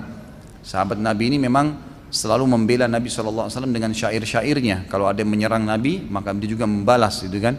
Maka itu setahu saya boleh saja selama memang hal-hal positif lah, syair, puisi yang sifatnya memang masih positif, tidak ada kata-kata haram, silahkan. Tapi saran saya sibukkan diri dengan Al-Quran, dengan hadis Nabi, itu 10, setiap huruf 10 pahala, gitu kan, itu lebih baik. Apakah Yazid bin Muawiyah adalah orang saleh dan bagaimana kita menempatkan beliau dalam Islam? Kalau dikatakan orang saleh, saya tidak tahu secara pribadi, tapi cukup banyak diantara ulama yang memuji dan ada juga ulama yang menyalahkan. Jadi dia ada kesalahan, ada yang salah, ada yang benar. Ya, ada yang salah, ada yang benar dari diri beliau. Dan ini sebagai manusia biasa, Tapi yang jelas dikatakan di dalam hadis Nabi SAW, pasukan yang menyerang Konstantinopel, gitu kan, diampuni. Dan di zaman Yazid ini ada pasukan menyerang Konstantinopel, dan di pasukannya dialah meninggal Abu Ayyub al-Ansari, sahabat Nabi yang mulia. gitu kan, yang memang kuburannya yang dia minta pada saat dia mati dikubur di gerbangnya ya Konstantinopel. Itu di pasukannya Yazid, dan dia mewasiatkan kepada Yazid, kalau saya meninggal jangan kubur saya kecuali di dekat pintu gerbangnya Konstantinopel itu. Itu yang saya tahu. Kalau masalah kekurangan Allahu alam, saya lebih cenderung dengan pendapat Imam Syafi'i rahimahullah. Pada saat ditanya tentang apa yang Anda jawab, apa pendapat Anda tentang yang terjadi di antara Muawiyah sama Ali, antara Ali dengan Aisyah, maka beliau ini adalah turunan Nabi SAW. Imam Syafi'i masyhur rahimahullah, dan beliau mengatakan, saran saya kamu membaca firman Allah dalam surah Al-Baqarah, tilka ummatun kad khalat, itu umat yang telah berlalu, kata Allah, laha ma kasabat walakum ma kasabtum. Mereka mendapatkan apa yang mereka sudah lakukan. Kalau mereka berbuat baik dapat pahala, kalau mereka berbuat sudah dihukum sekarang. Kalau mereka berbuat buruk mereka sudah dihukum. Walakum ma kasabtum, kalian juga akan dituntut terhadap apa yang kalian lakukan. Wala tus'aluna amma kanu ya'malun, janganlah kalian tanya-tanya lagi apa yang mereka lakukan. Artinya apa? Orang yang sudah berlalu sudahlah, gitu kan? Insya Allah jasa dia dalam Islam Allah sudah balas, kalau ada keburukannya Allah sudah hukum. Lebih baik kita memikirkan bagaimana umat ini ke depan. Itu yang saya sarankan, daripada kita mengorek-ngorek masa lalu sejarah Islam. Kita ambil positif dan kita meninggalkan yang negatifnya. Di kantor Anas setiap selesai sholat asar ada pembacaan hadis dari kitab Riyadhus Shalihin, sementara masih ada jamaah yang masbuk. Apakah boleh Ustadz kami membaca hadis tersebut sementara jamaah terus berdatangan dan sholat? Kalau memang dianggap itu penting, darurat, maka boleh-boleh saja setahu saya. Allahu a'lam.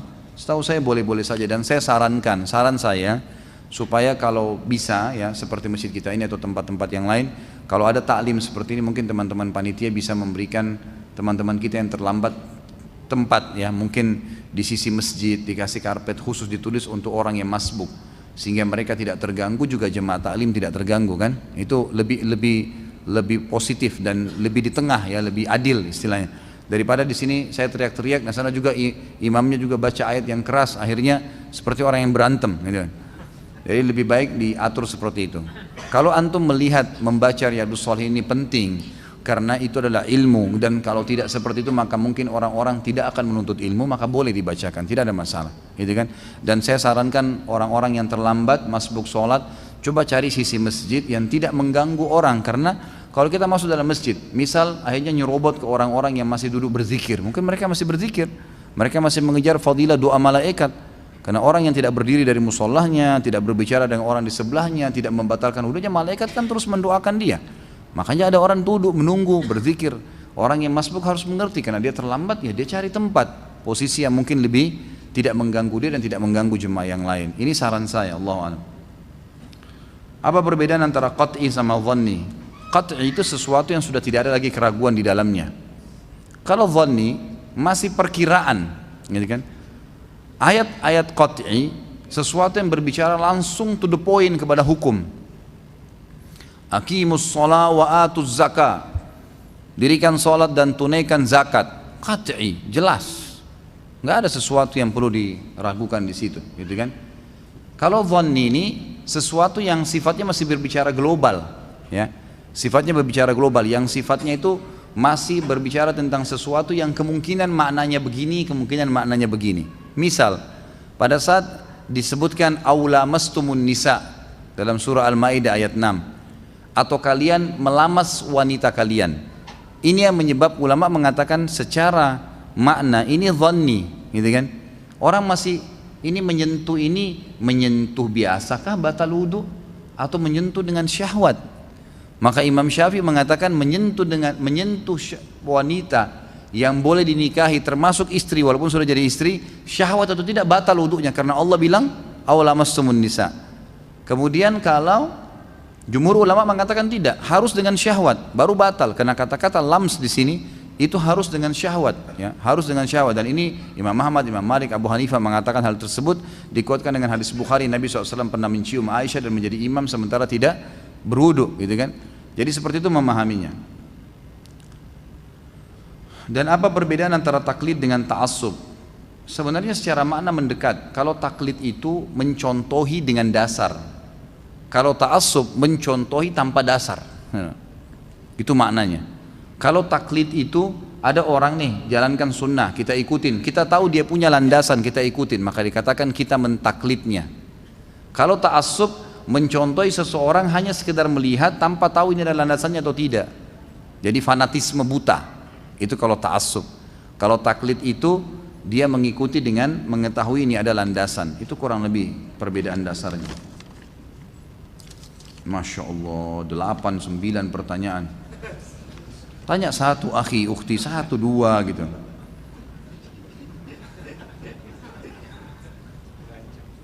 Apa ada ilmu kias dalam dalil Al-Quran dan hadis? Apa yang dimaksud dengan kias? Kias itu sebenarnya perumpamaan, gitu kan? Perumpamaan yang diambil dari ayat atau hadis Nabi SAW. Jadi dikiaskan, ya, dikiaskan. Jadi seperti diperumpamakan, ya, dihubungkan.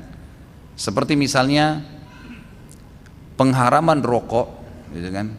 Karena banyaknya mudaratnya dikiaskan dari pengharaman khamr, ya, diambil dari ayat-ayat yang mengharamkan minuman keras. Karena nggak ada rokok disebut dalam Al-Quran, tapi dilihat ternyata khamr diharamkan karena kenapa? Mudaratnya lebih baik daripada manfaatnya, maka dikiaskanlah pengharaman rokok ke khamr itu. Seperti itu. Jadi pengkiasan maksudnya adalah pengambilan hukum yang diperumpamaan dengan hukum yang sudah jelas. Dalam kondisi seperti apakah istri saya boleh pergi safar tanpa ada mahram? Tentu kalau antum bisa temenin, gitu kan? Ditemenin istri itu. Kecuali darurat sekali. Ini harus keluar kota, safar, jarak safar. Tapi kalau memang dalam keadaan darurat, saya sudah pernah jelaskan perselisihan ulama dalam masalah ini. Hadisnya adalah tidak layak bagi seorang wanita yang beriman pada Allah dan hari akhir safar, perjalanan sehari semalam tanpa mahram. Kalimat sehari semalamnya diperselisihkan oleh para ulama nih. Sehari semalam ini apa yang dimaksud? Apakah sehari semalam tolok ukurnya hari di zaman Nabi SAW, atau sehari semalam itu memang lafadz letterletnya 24 jam itu, gitu kan? Nah, pendapat pertama mengatakan ini harus dilihat dari zaman Nabi SAW. Zaman Nabi SAW misalnya Mekah sama Madinah jaraknya 3 hari perjalanan kuda, gitu kan? Nah, kalau 400 kilo dibagi 3 hari berarti sekitar 130 kiloan. Berarti kalau dalam pendapat ini dikatakan jarak 130 kilo sudah tidak boleh wanita safar tanpa mahram, kan itu. Pendapat kedua mengatakan tidak, kita berpegang pada lafadznya sehari semalam, tidak dilihat lagi jarak jauhnya. Sehari semalam, apakah perjalanannya sehari semalam atau tidak, gitu. Dan yang dimaksud dibutuhkan mahram adalah perjalanannya, tiba di lokasi sudah tidak butuh mahram lagi.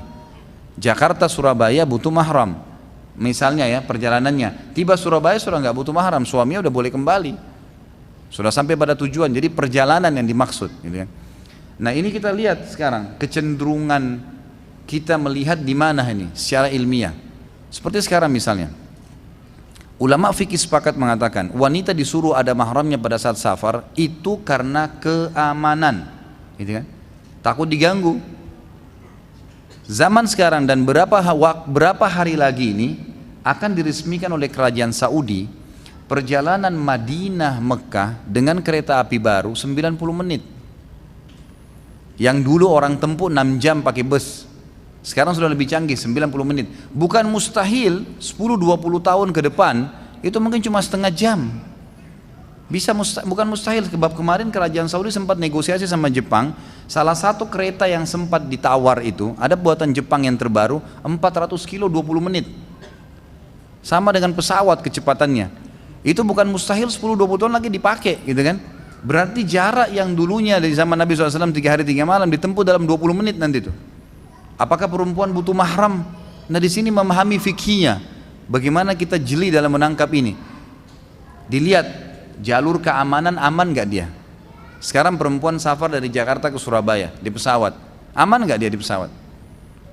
Menurut saya aman, saya pribadi melihat aman. Kalau ada yang ganggu satu pesawat keroyokin, gitu kan, nggak mungkin. Atau ada yang ganggu dia di sebelahnya, dia tinggal bilang sama pramugara atau pramugaranya langsung diamankan tuh, gitu kan, nggak mungkin. Orang tidak mungkin mengganggu, berarti keamanan ada. Tinggal dilihat jaraknya sehari semalam nggak, kurang ya sudah, berarti masuk dalam pendapat kedua membolehkan. Tapi di sini tentu kita saling menghormati pendapat ya. Saya sudah bilang tradisi saya dalam pengajian, saya coba mengangkat kalau ada khilaf di antara ulama supaya lebih difahamin. Karena bukan mustahil, berapa kali banyak ditemukan fatwa yang keluar dalam fikih itu ternyata 10-20 tahun lagi berubah, gitu kan? Malah sefaham dengan yang pernah dia selisihi 20 tahun yang lalu. Karena ternyata dengan berkembangnya zaman, ternyata ini yang lebih cocok, gitu kan? Sering kali begitu. Maka kita jangan buru-buru untuk menyalahkan pendapat yang ada selama ada dalil.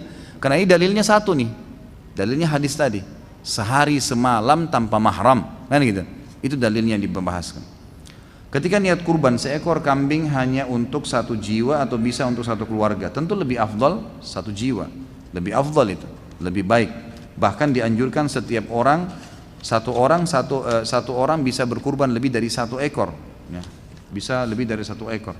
Masya Allah. Mulai sekarang pertanyaan satu atau dua saja ya. Masalah multi level saya nggak jawab lagi nih, sudah sering saya jawab. Syubhat dijauhi, itu saja saya bilang. Nggak usah lah, lebih baik cari yang lain, gitu kan? Cari sumber yang lain. Saya ini pernah praktisi multi level itu lebih dari 15 tahun. Praktisi.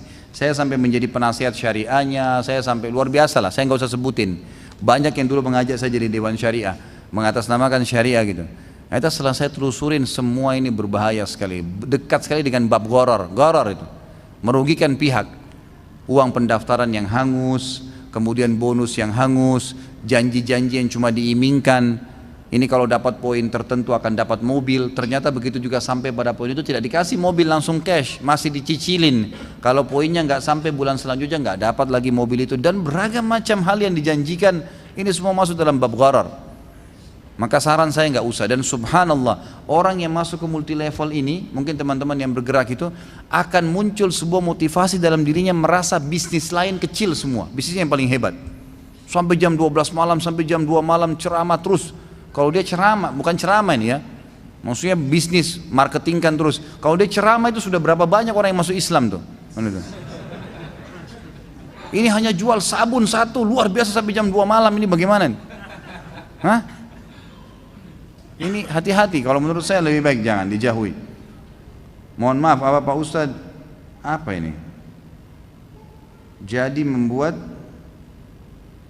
saya nggak bisa baca ini. Oh, franchise. Dan bagaimana cara bergabung? Ini off the record. Cara di belakang. Boleh insya Allah. Rencana begitu, tapi belum lagi sementara diprogramkan. Ya. Kalau ada insya Allah saya beritakan. Saya nggak pernah pelit. Selalu saya beritain kalau ada yang baru-baru. Bagaimana sikap kita bila imam membaca kunut untuk sholat subuh? Ini sudah berapa kali ditanya. Ikut saja nggak apa-apa. Insya Allah niatkan dengan kunut nazilah, kan gitu. Karena orang kunut juga itu khilaf diantara ulama tentang masalah ya boleh atau tidaknya. Karena ada hadis yang dipegangi, karena banyaknya hadis juga itu tidak disalahkan pada saat Imam Syafi'i rahimahullah mengatakan itu dikerjakan. Apakah bacaan salam dalam tahiyat itu dialog antara Nabi SAW kepada malaikat? Apakah riwayat ini terjadi pada saat Nabi Isra Mi'raj? Saya nggak tahu nih. Apa yang dimaksud di sini saya belum mengerti. Tapi yang jelas bacaan tahiyat sama dengan bacaan-bacaan yang lainnya, itu memang diperintahkan Allah SWT melalui Jibril kepada Nabi Muhammad SAW untuk dibaca. Saat orang Islam atau Muslim pasti semua masuk surga. Bila dosa-dosa yang sudah diazab di neraka, bagaimana dengan Muslim yang mengubah kodratnya seperti waria, gay, lesbi? Apakah mereka setelah masuk neraka akan dimasukkan ke surga juga? Setahu saya iya, akan masuk surga juga insya Allah. Walaupun mereka mengubah ciptaan Allah, berarti dosa besar kan? Selama mereka tidak melakukan perbuatan kufur, itu tidak sampai pada kufur, tapi keluar dari kodratnya.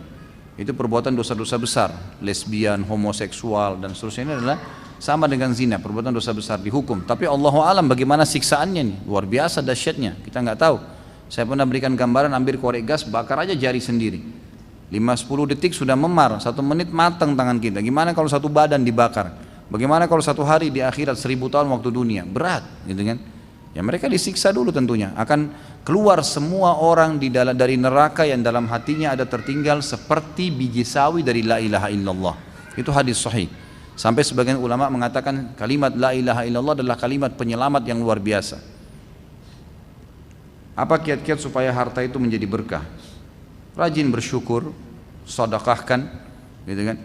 Kemudian ya, ikutkan dengan menikmatin yang halal dan meninggalkan yang haram. Dan saya sarankan penyanyi insya Allah, Masya Allah, ini satu lipat begini ada 10 kertas. Baik, kita tunda dulu yang ini supaya tahu nanti ke depannya yang saya baca yang kecil-kecil dulu ya. Kapan kita mengangkat jari telunjuk pada saat tahiyat? Ulama berselisih pendapat tentang masalah dari awal atau di syahadatnya, dan dua-dua punya dalil. Dua-dua memiliki dalil bahwasanya Nabi SAW mengangkat jari di tasyahud, begitu hadisnya. Tinggal ulama berselisih ini kapan yang dimaksud, di awal kah atau pada saat tahiyat, pada saat mengucapkan syahadat, gitu kan? Ini khilaf antar ulama, tapi hadisnya mereka kembali kepada satu hadis. Menurut saya tidak usah dipermasalahkan insyaallah.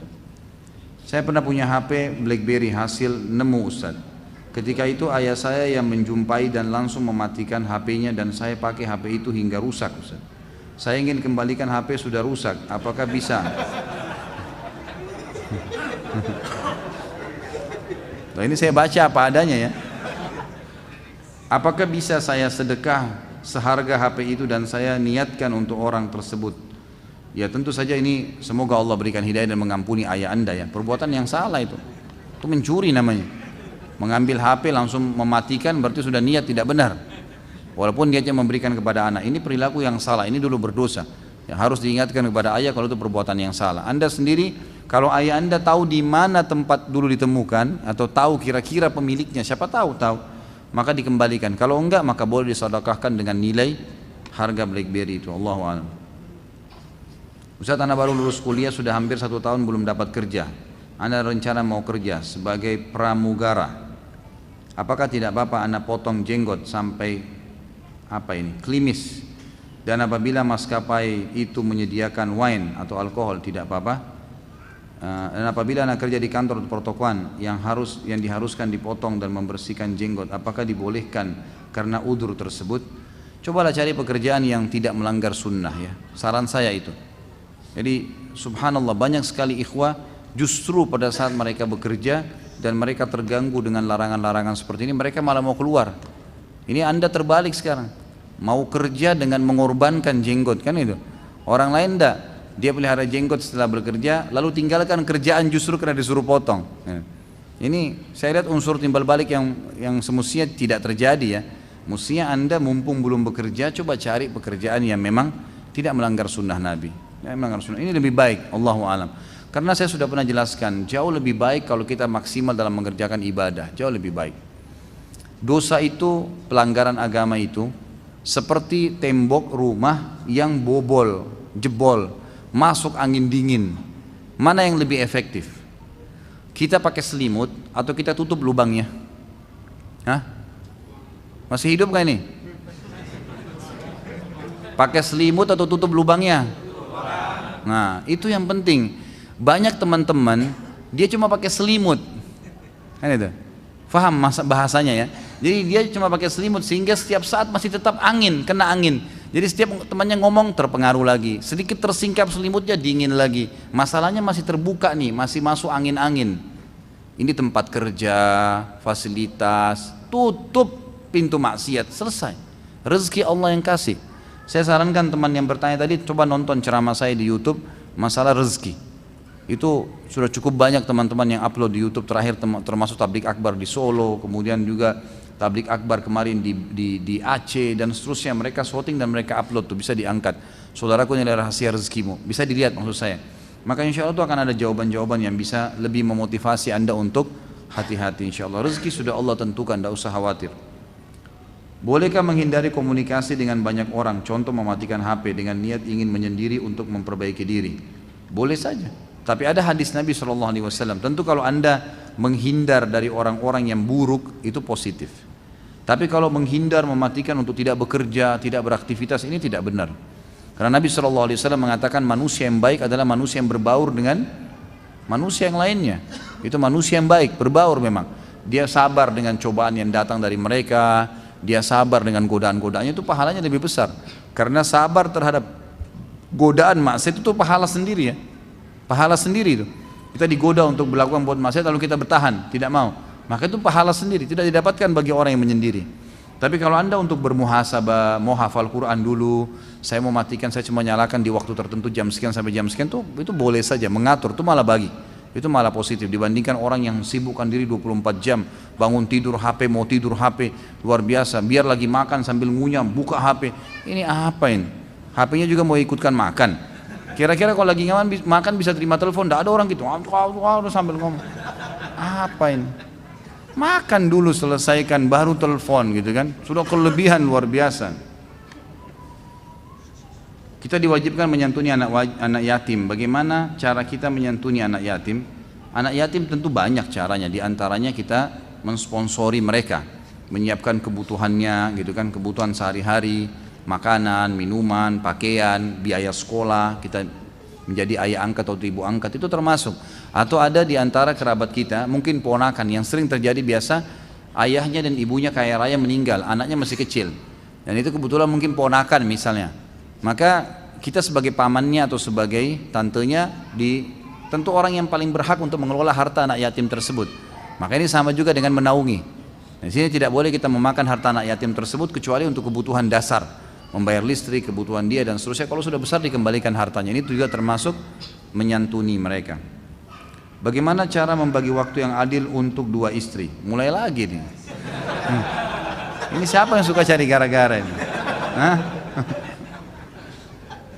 Misal istri yang ketika sakit, sedang jatahnya, gilirannya ada pada istri pertama, bolehkah kita pergi ke tempat istri yang kedua?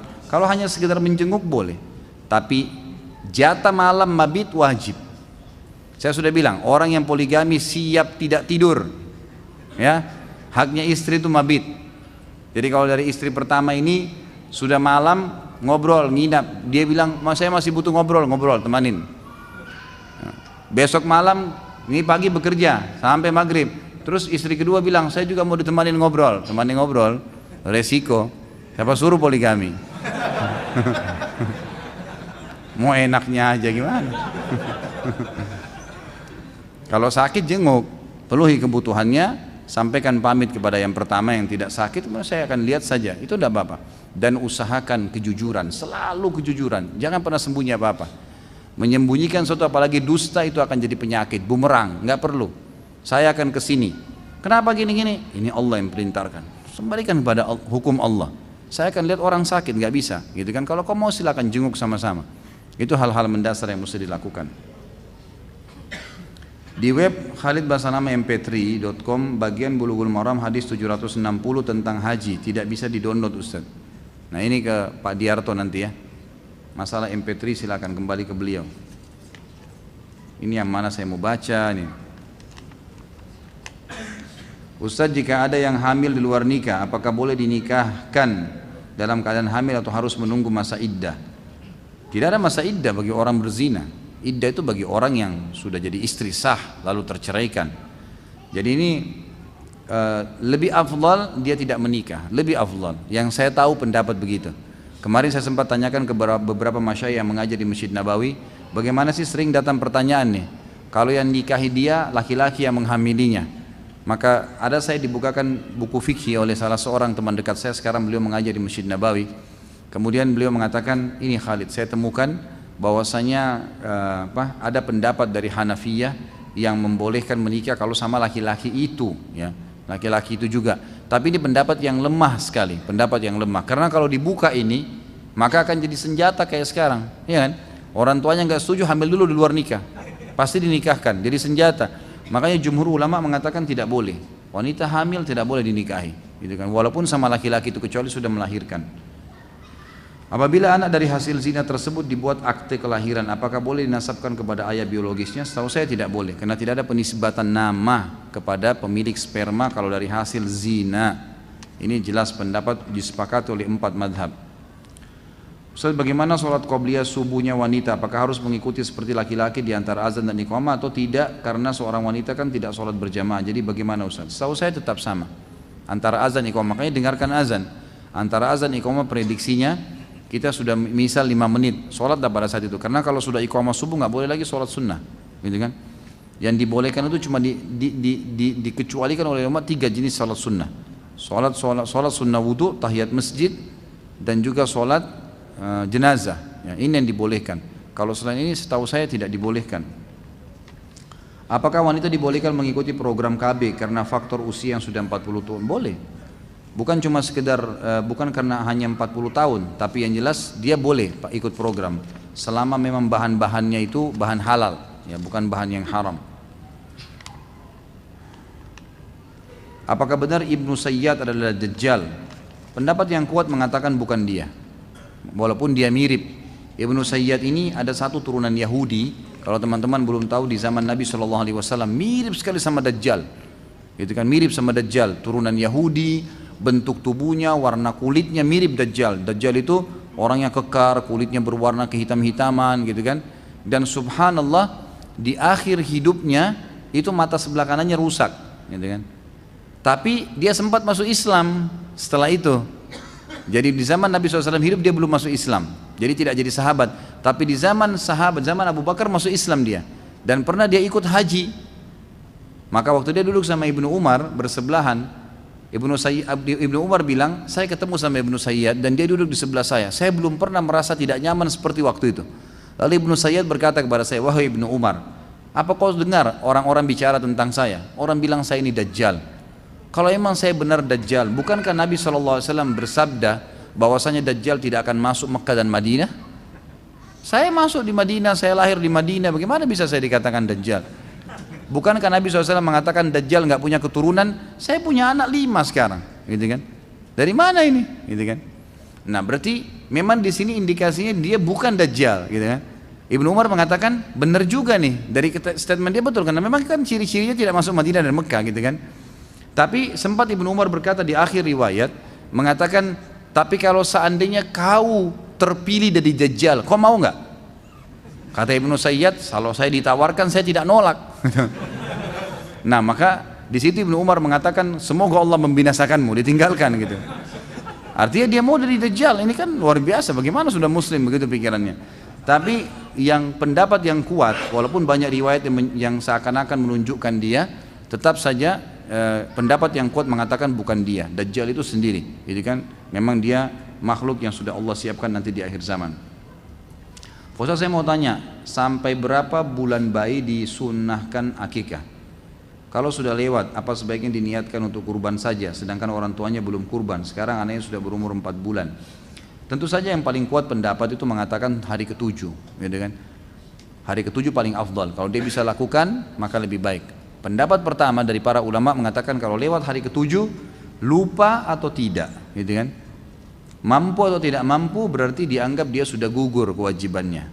Kalau lewat hari ke-7, ini pendapat pertama. Pendapat kedua, dan saya cenderung dengan pendapat kedua secara pribadi ya. Kalau ulama mengatakan afdaliyahnya hari ke-7. Tapi kalau dia lupa, dia tidak mampu, dia boleh lakukan kapan saja. Maka saya sarankan pendapat kedua yang dipegangi, 4 bulan diakikahkan anaknya. Dan juga saya sarankan begini, jangan dipertemukan antara satu ibadah dengan ibadah yang lain. Sering kali pertanyaan muncul nih, kalau tiba Idul Adha selalu mengatakan, Ustadz saya Idul Adha dulu, kurban dulu, atau saya akikah. Kenapa harus dipertemukan sih? Ya masing-masing lah dikerjakan gitu kan. Kalau memang mau akikah ya akikah, mau kurban ya kurban, jangan dipertemukan. Sama waktu saya tekankan kemarin, dianjurkan puasa 9 hari awal bulan Zulhijjah. Nanti tanggal 14 September sampai tanggal 23. Kita dianjurkan puasa 9 hari oleh para ulama karena fadilah 10 hari awal bulan Zulhijjah, gitu kan. Maka ada yang tanya sama saya diantara ibu-ibu, WhatsApp ke saya, Ustadz mana yang lebih baik, saya puasa 9 hari itu atau saya bayar utang Ramadan? Kan tidak ketemu gitu. Jadi nggak usah dipertemukan dua ibadah seperti itu, jadi lakukan aja.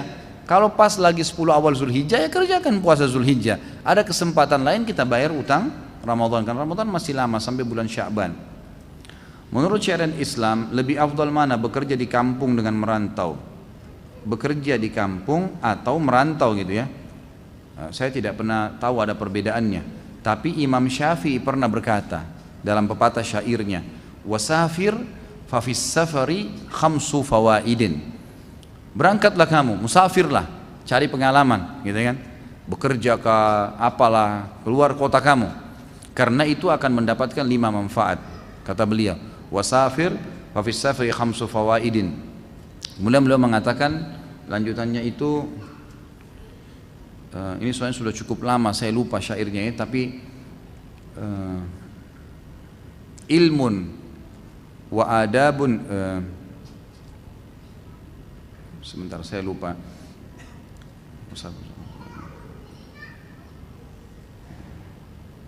Tapi yang jelas dikatakan itu ada ilmu, engkau dapat ilmu, engkau dapat adab, dan engkau dapat sahabat yang dekat, serta engkau akan mendapatkan pengalaman. Ada lagi satu, saya lupa, mohon maaf, saya tidak teringat, tapi syairnya masyhur sekali.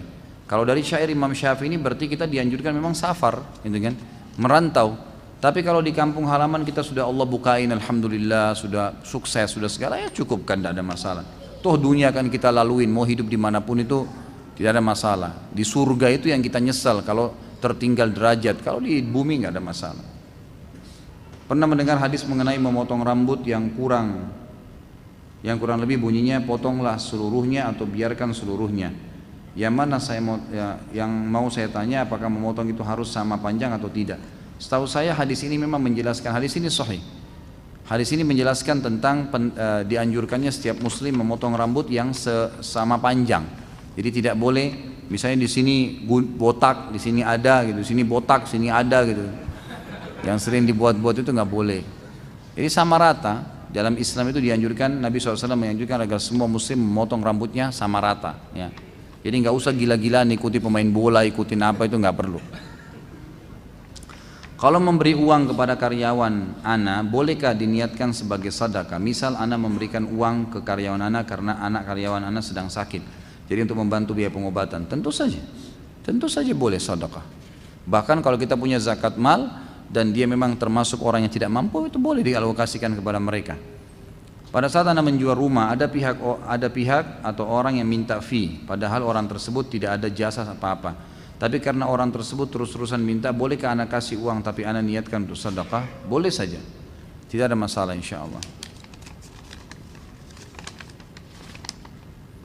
Ustaz, dulu sebelum Anda kenal dakwah sunnah, Anda pernah melakukan pacaran. Setelah Anda kenal dakwah ini, akhirnya kita sepakat untuk menikah. Tapi ketika diutarakan kepada orang tua dia, tidak mengizinkan karena perbedaan manhaj. Tolong nasihati saya Ustaz, karena beberapa kali saya istikharah, saya masih bermimpi tentang dia. Jadi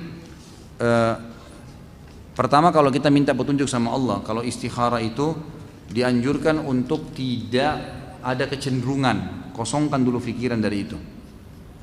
Jadi kalau mau betul-betul dapat ya istikharah hasilnya, itu nggak boleh ada kecenderungan, kosongkan hati dari itu.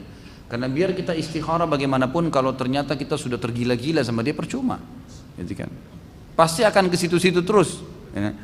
Jadi tidak bisa. Kalau mau istikharah berarti minta petunjuk, betul-betul murni minta petunjuk. Apa yang ada datang dalam petunjuk, baik mimpi, kecenderungan, informasi buruk atau baik, itu sudah berita berarti dari Allah. Harus kita jeli menangkapnya.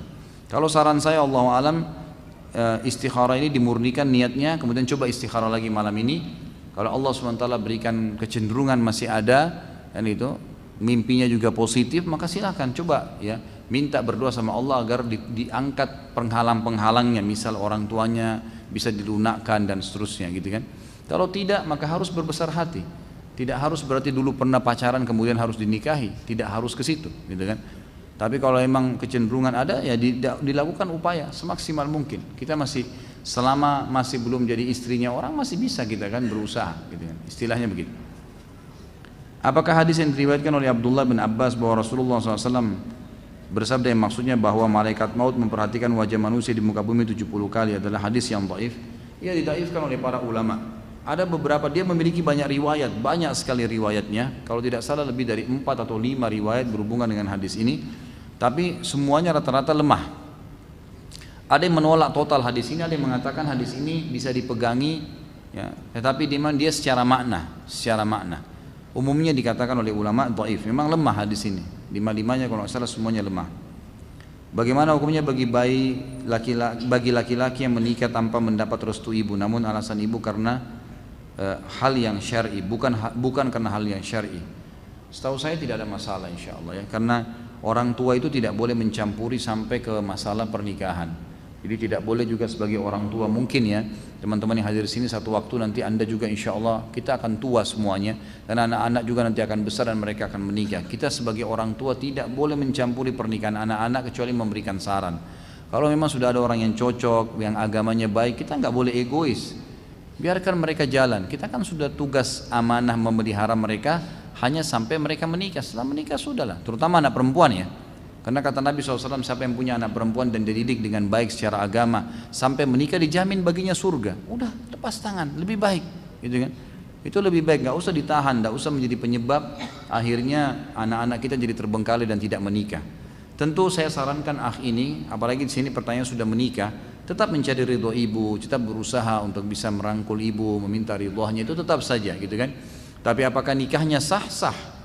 Karena tidak ada syarat ibu harus setuju, gitu kan? Tapi yang harus mengiyakan pernikahan kalau anak perempuan ayahnya, gitu kan? Ayahnya.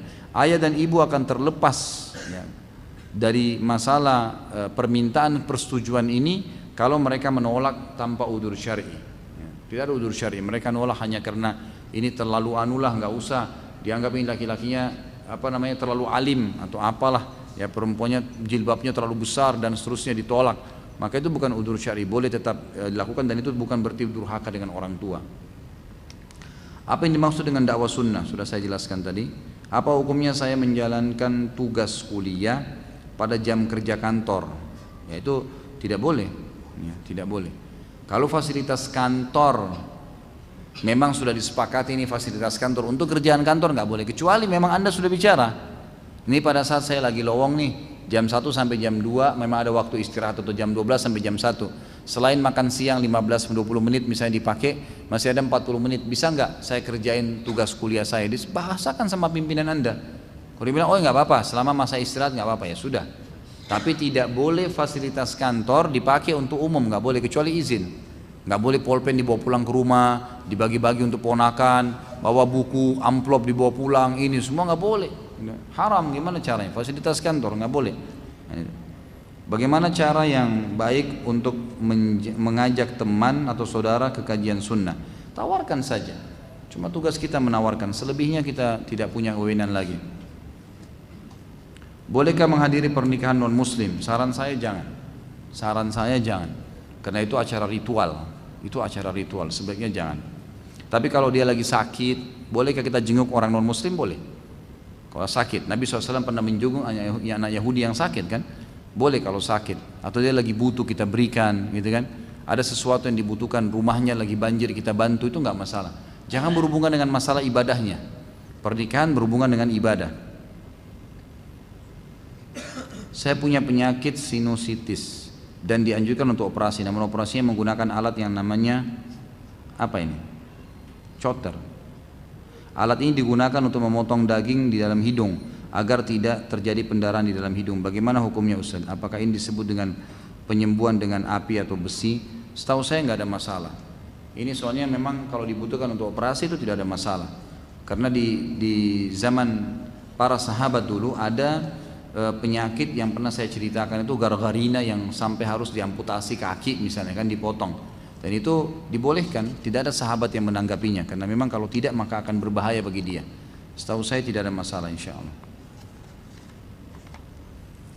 Ustaz, bila kita tertinggal sholat berjamaah dengan imam tapi tetap ke masjid, apa kita juga melaksanakan sholat jamaah? Karena ada kaidah yang mengatakan tidak ada sholat jamaah bila sholat telah dilaksanakan dengan imam tetap.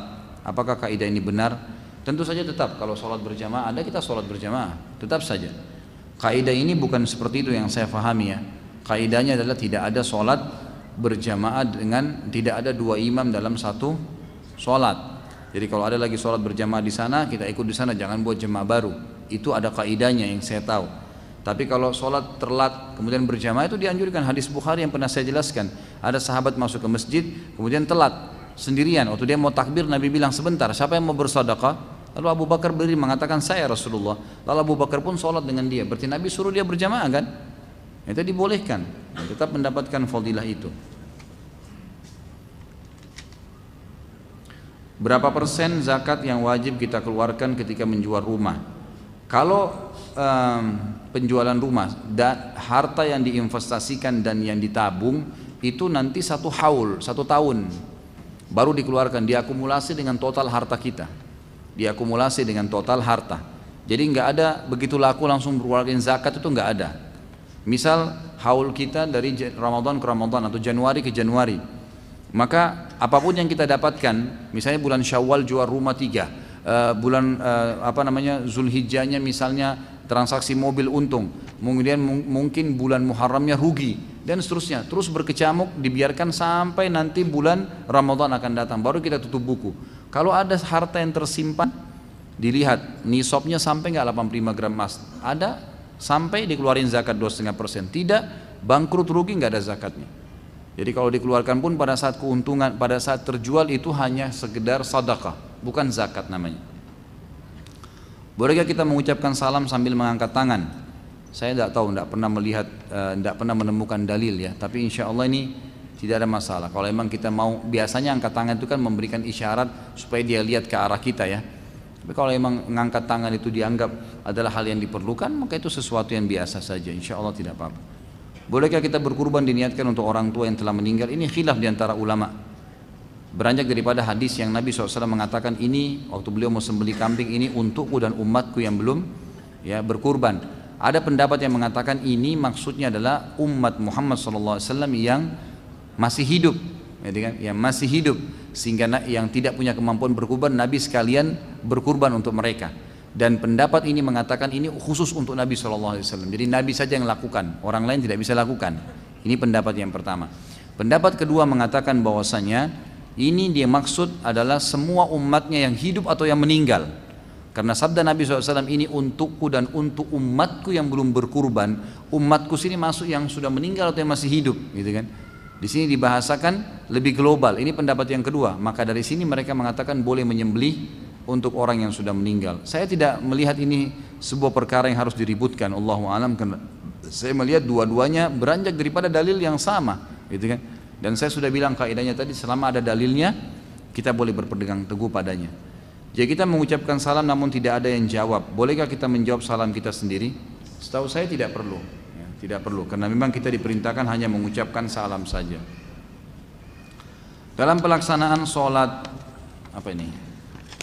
jenazah, pada saat imam melakukan takbir kedua, apakah makmum mengangkat tangan dan melafadzkan juga seperti sholat id, atau tidak mengangkat tangan dengan hanya melafadzkan saja? Salam dilakukan 1 atau 2 kali. Tentu ini khilaf lagi di antara ulama, dan ini memang khilafnya dengan hadis-hadis yang sahih, bahwasanya Nabi SAW bertakbir di sholat jenazah 4 kali. Begitu saja hadisnya. Maka keluarlah pendapat ulama yang pertama mengatakan bertakbir berarti sama dengan takbiratul ihram. Nah, pendapat yang pertama ini mengatakan setiap takbir Allahu Akbar angkat tangan. Atha bin Abi Rabah rahimahullah, salah satu ulama tabi'in di Mekah, mengatakan sholat jenazah dengan sholat id itu mengangkat tangan setiap takbir. Allahu Akbar, angkat lagi, Allahu Akbar, yang 7 kali takbir selain takbiratul ihram itu diangkat. Beliau mengatakan itu diangkat, gitu kan. Ini pendapat beliau sebagai ulama tabi'in yang terkenal. Maka berarti di sini diangkat. Pendapat kedua mengatakan takbir ini beda dengan takbiratul ihram ya, dianggap sholat jenazah pertama Allahu Akbar itu adalah takbiratul ihram, 3 takbir setelahnya adalah takbir sholatnya, gitu kan. Maka cukup mengucapkan dengan lisan. Dan ini sekali lagi karena kembali kepada hadis yang sama, bahwasanya Nabi SAW bertakbir 4 kali di sholat jenazah tanpa terincikan tentang tata caranya, maka berbedalah ulama tentang tata caranya. Tapi kembali kepada dalil yang sama. Setahu saya Allah alam yang seperti ini boleh dua-duanya ya. Bahkan Ibnu Qayyim rahimahullah mengatakan kalau terdapat perbedaan pendapat ulama di dalam satu hadis atau satu dalil, maka dianjurkan setiap muslim melakukan keduanya, diselang-selingkan. Seperti kasus misalnya orang kalau sujud ya, mana lebih dulu lutut atau telapak tangan, selisih di antara ulama. Ibnu Qayyim mengatakan lebih baik seseorang selama dalilnya sama, karena dalilnya sama itu, gitu kan? Lebih baik dia menyelang-nyelingkan sehingga dia mendapatkan fadilah keduanya. Bagaimana hukum dalam syariat Islam usaha money changer? Setahu saya nggak ada masalah. Itu saya belum menemukan pendapat ulama yang melarangnya. Jadi masih dibolehkan insya Allah, karena memang memberikan nilai masing-masing. Ya, yang tidak boleh itu kalau tidak senilai, akan termasuk dalam bab riba. Tapi kalau senilai memang 1 rupiah misalnya $1 14.000 memang nilainya seperti itu, maka itu tidak ada masalah. Ustaz, saya ingin bertanya beberapa hal, bagaimana cara menjawab titipan salam. Misal ada seseorang yang mengatakan si fulan kirim salam untuk antum dan keluarga, bagaimana menjawabnya? Yang saya tahu kalau kiriman salam begini ada pendapat dari kalangan ulama salaf kita, dia seakan-akan menerima salam memang. Maka dia mengatakan alaika wa alaihis salam, ya, untukmu dan untuknya salam. Ini pendapat yang pernah saya dapatkan. Apakah tulisan salam dalam SMS atau WhatsApp ataupun media sosial harus dibalas dengan tulisan juga walaupun kita sudah membalasnya dengan ucapan, sementara orang tersebut tidak tahu jika kita sudah membalas? Tentu saja boleh, nggak usah balas dengan tulisan. Yang penting sudah dibalas. Tulisan tadi saya bilang simbolik, bukan jadi tolok ukur. Untuk salam ya, diringkas atau ditulis lengkap itu bukan jadi tolok ukur, tapi tolok ukur adalah ucapan dan jawabannya. Apakah mengucapkan salam harus disertai dengan berjabat tangan? Tentu tidak saja, tapi berjabat tangan bagian daripada fadilah. Kata Nabi SAW, kalau dua orang muslim berjabat tangan, maka pada saat mereka melepaskan tangan masing-masing, berguguran dan bersamaan itu dosa-dosanya. Jadi memang dianjurkan berjabat tangan itu. Apakah budaya cium pipi kanan dan kiri, ya, apa ini, antara sama ikhwan dan sama akhwat diperbolehkan dalam Islam? Tentu saja kalau sama jenis insya Allah nggak ada masalah, ya nggak ada masalah. Ini memang sering disebutkan dengan berpelukan. Di zaman Nabi SAW ada itu. Pada saat mereka datang dari safar jarak jauh, mereka berpelukan satu sama yang lain. Tapi untuk mencium pipi dengan pipi ini saya tidak tahu. Tapi Allahu alam, selama ini saya lihat sih perilaku para ulama begitu. Ya, gitu. Perilaku para ulama seperti dan tidak ada dianggap sesuatu yang salah di situ. Kecuali orang cium dengan syahwat. Nah ini lain. Ini haram, nggak boleh. Ya. Tidak ada lomba kecuali memanah, pacuan unta dan pacuan kuda. Hadis riwayat Tirmidzi nomor 1700, An-Nasai 3585, Abu Daud 2774, 2574, Ibnu Majah 2878. Apa yang dimaksud dengan hadis tersebut? Apakah boleh kita melakukan perlombaan selain yang disebutkan di atas? Yang tentunya perlombaan tersebut tidak mengandung maksiat. Setahu saya boleh, boleh saja. Jadi makna hadis ini dianjurkan seseorang itu untuk meningkatkan keterampilannya dengan cara berlomba, ya, dengan cara berlomba. Karena Nabi SAW gemar menyuruh para sahabatnya untuk berlomba dalam beberapa praktek olahraga tertentu. Allahu alam, seperti gulat, memanah, melempar tombak. Tapi kalau kita berlomba dengan hal-hal yang tidak bau maksiat, insya Allah tidak ada masalah. Seperti gulat itu misalnya dikiaskan dengan bela diri. Kalau kita sekarang mungkin orang sparring untuk melatih keterampilannya, semua itu insya Allah tidak ada masalah. Allahu alam, itu yang saya tahu. Mohon maaf ini yang lainnya saya tidak baca dulu, saya simpan untuk yang akan datang insya Allah. Mudah-mudahan tidak kecewa ya yang bertanya, karena saya harus tutup sekarang, mengantar istri saya ke dokter dulu, ada periksa, karena alhamdulillah Allah karuniahi hamil dan mudah-mudahan Allah mudahkan melahirkan insya Allah. Baik, sampai sini kita tutup. Mudah-mudahan seluruh dosa yang pernah dikerjakan oleh mata kita, telinga kita, mulut kita, lidah kita, tangan, telapak kaki dan kemaluan kita semua diampuni oleh Allah Subhanahu wa taala.